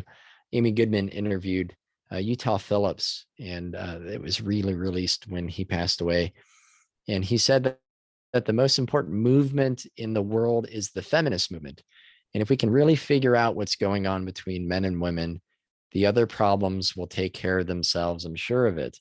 And I remember thinking at the moment, as when I heard that, like, yeah, I think I 100% agree with you. And for myself, I'm not quite, Utah Phillips, but I'm also not quite Booger from the Revenge of the Nerds. Maybe I swing back and forth a little bit toward one more than the other each day. But realizing where I am, also where I've come, but also where I want to go, maybe making that journey a little bit more privately rather than saying, here's the book I've read, or here's an organization that I've supported in a way that gives me that social cash, or the air of accomplishment, when the performative schlock. Yeah, the performative schlock, if that's the reason why I'm doing it. Yeah. Or even if it's not the reason why I'm doing it, but if I'm also trying to cash in that aspect of it, and I have been doing that, and I have done that, and I know that I've liked and retweeted or shared or posted, whatever, again, not just social media, but even in conversations here or elsewhere, where there's just far more work to be done. And whether deprogramming my own interpretations of the world that have been passed on, or that have been worked into our brains based off of the complex things that we see us around us every single day, that we absorb whether or not we know it, or the things that I willingly choose to think or say or do. I don't know, maybe it's just time for that to be a journey that doesn't have to be everyone else's business. Yeah. While also admitting, here's the things that I've messed up on. Yeah. I don't know. Well, for YouTube stuff, the song has not really been performed much, but I found one YouTube comment. I think it was on Epitaph's comments. It was as Chris Hanna is basically ripping into all the smug hipstery clowns out there who play act leftist identity politics as a social fad. It's actually one of the most brilliant pieces of songwriting I've ever heard in my life. So for like a takeaway message for this song, like to me, this song like begs us to admit our faults openly. And for me, that meant accepting that my friend may not be able to, move past like me ruining our friendship, not expecting a forgiveness, not expecting apologies to come. You know what I mean? Like not like forcing other people to feel a certain way about our apologies, like not tying in a specific outcome or expectation to a situation, was really kind of powerful for me. So for men, we tend to become overly defensive when critiqued about our behavior, as if we're incapable of hearing anything negative about ourselves. There tends to be a pattern of men always needing to believe that they are good as is, instead of being works in progress at all times. So like I see women trying to give their husbands and partners feedback and getting massive pushback from men who want to see themselves just as good.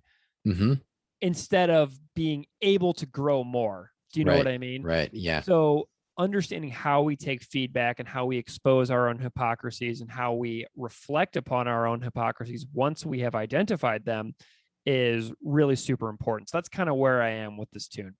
Well said, Greg. Well said. Well, I thought I would summarize Bell Hooks, who Yes. passed away this week, Yes. who in this quote was describing and was actually speaking about women, but I want to kind of flip it and say that men are socialized to be racist, classist, and sexist in varying degrees, and that labeling ourselves feminist does not change the fact that we must consciously work to rid ourselves of the legacy of negative socialization. So it doesn't matter what I call myself. If I say that I'm a feminist, or if I have a sticker on my school bag or a sign in my classroom, or if I, post a picture of a book I'm reading or have something in my queue, those things don't matter as much as the other things that I keep alive through my words, through my actions. And regarding the performative aspect, I found a pretty good, warning or caveat that just is a useful tip maybe to keep in mind regarding social media or elsewhere. It said that the next time you share something, ask yourself, is this benefiting me more than the people it is designed to support? And if the answer is yes, maybe think twice about sharing it. Nice. Well, this is a really cool career-spanning reflective song of the band looking back at where they started on their journey of singing about gender and sexuality and looping it all together. We haven't done Ladies' Night in Loserville yet, which is sort of the missing piece of the puzzle that, in my view, encompasses Fuck Machine, Homophobes Are Just Pissed Because They Can't Get Laid, Less Talk More Rock, Refusing to Be a Man, Ladies' Night in Loserville, Things I Like, and Tartuffe. It's pretty cool when you think about the overarching plot twists and turns of the story of the band's work. And this is a really neat subplot for the band's work and a nice cumulative experience for listeners who are familiar with the entirety of the Propaganda catalog. And I like this one more than Fuck Machine. I like it more than Homophobes Are Just Pissed Because They Can't Get Laid. And I like it more than Less Talk, More Rock. But I like it less than Ladies' Night in Loserville, and I like it less than Refusing to Be a Man. So I'm going to give this one a 3.5. And I wish that they would play it live, because that would kind of make the experience a little different for me, and it might enrich it even more. Yeah, Greg, musically, it's super interesting. The reflection, the literary device of writing with these references to stage and play performances like supporting cast or the open letter to Christopher Hitchens, I think is really unique the way it's written. It's got their own twist and their own take on this maybe 80s anthem rock sound, while still sounding like a blend of their various eras, especially Less Talk. I think it's a really unique song. I'm going to give it a 3. Excellent. Well, this has been our conversation on Tartuffe. Thank you so much to Jon Grubb and his band Zero Cost. Thank you so much to my friend down the street, Bob Van Valin, for coming on and chatting about this tune.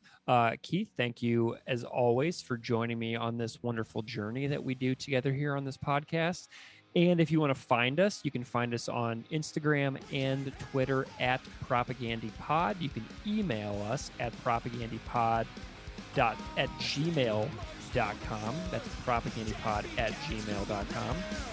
And we will see you next time. Thank you so much for listening.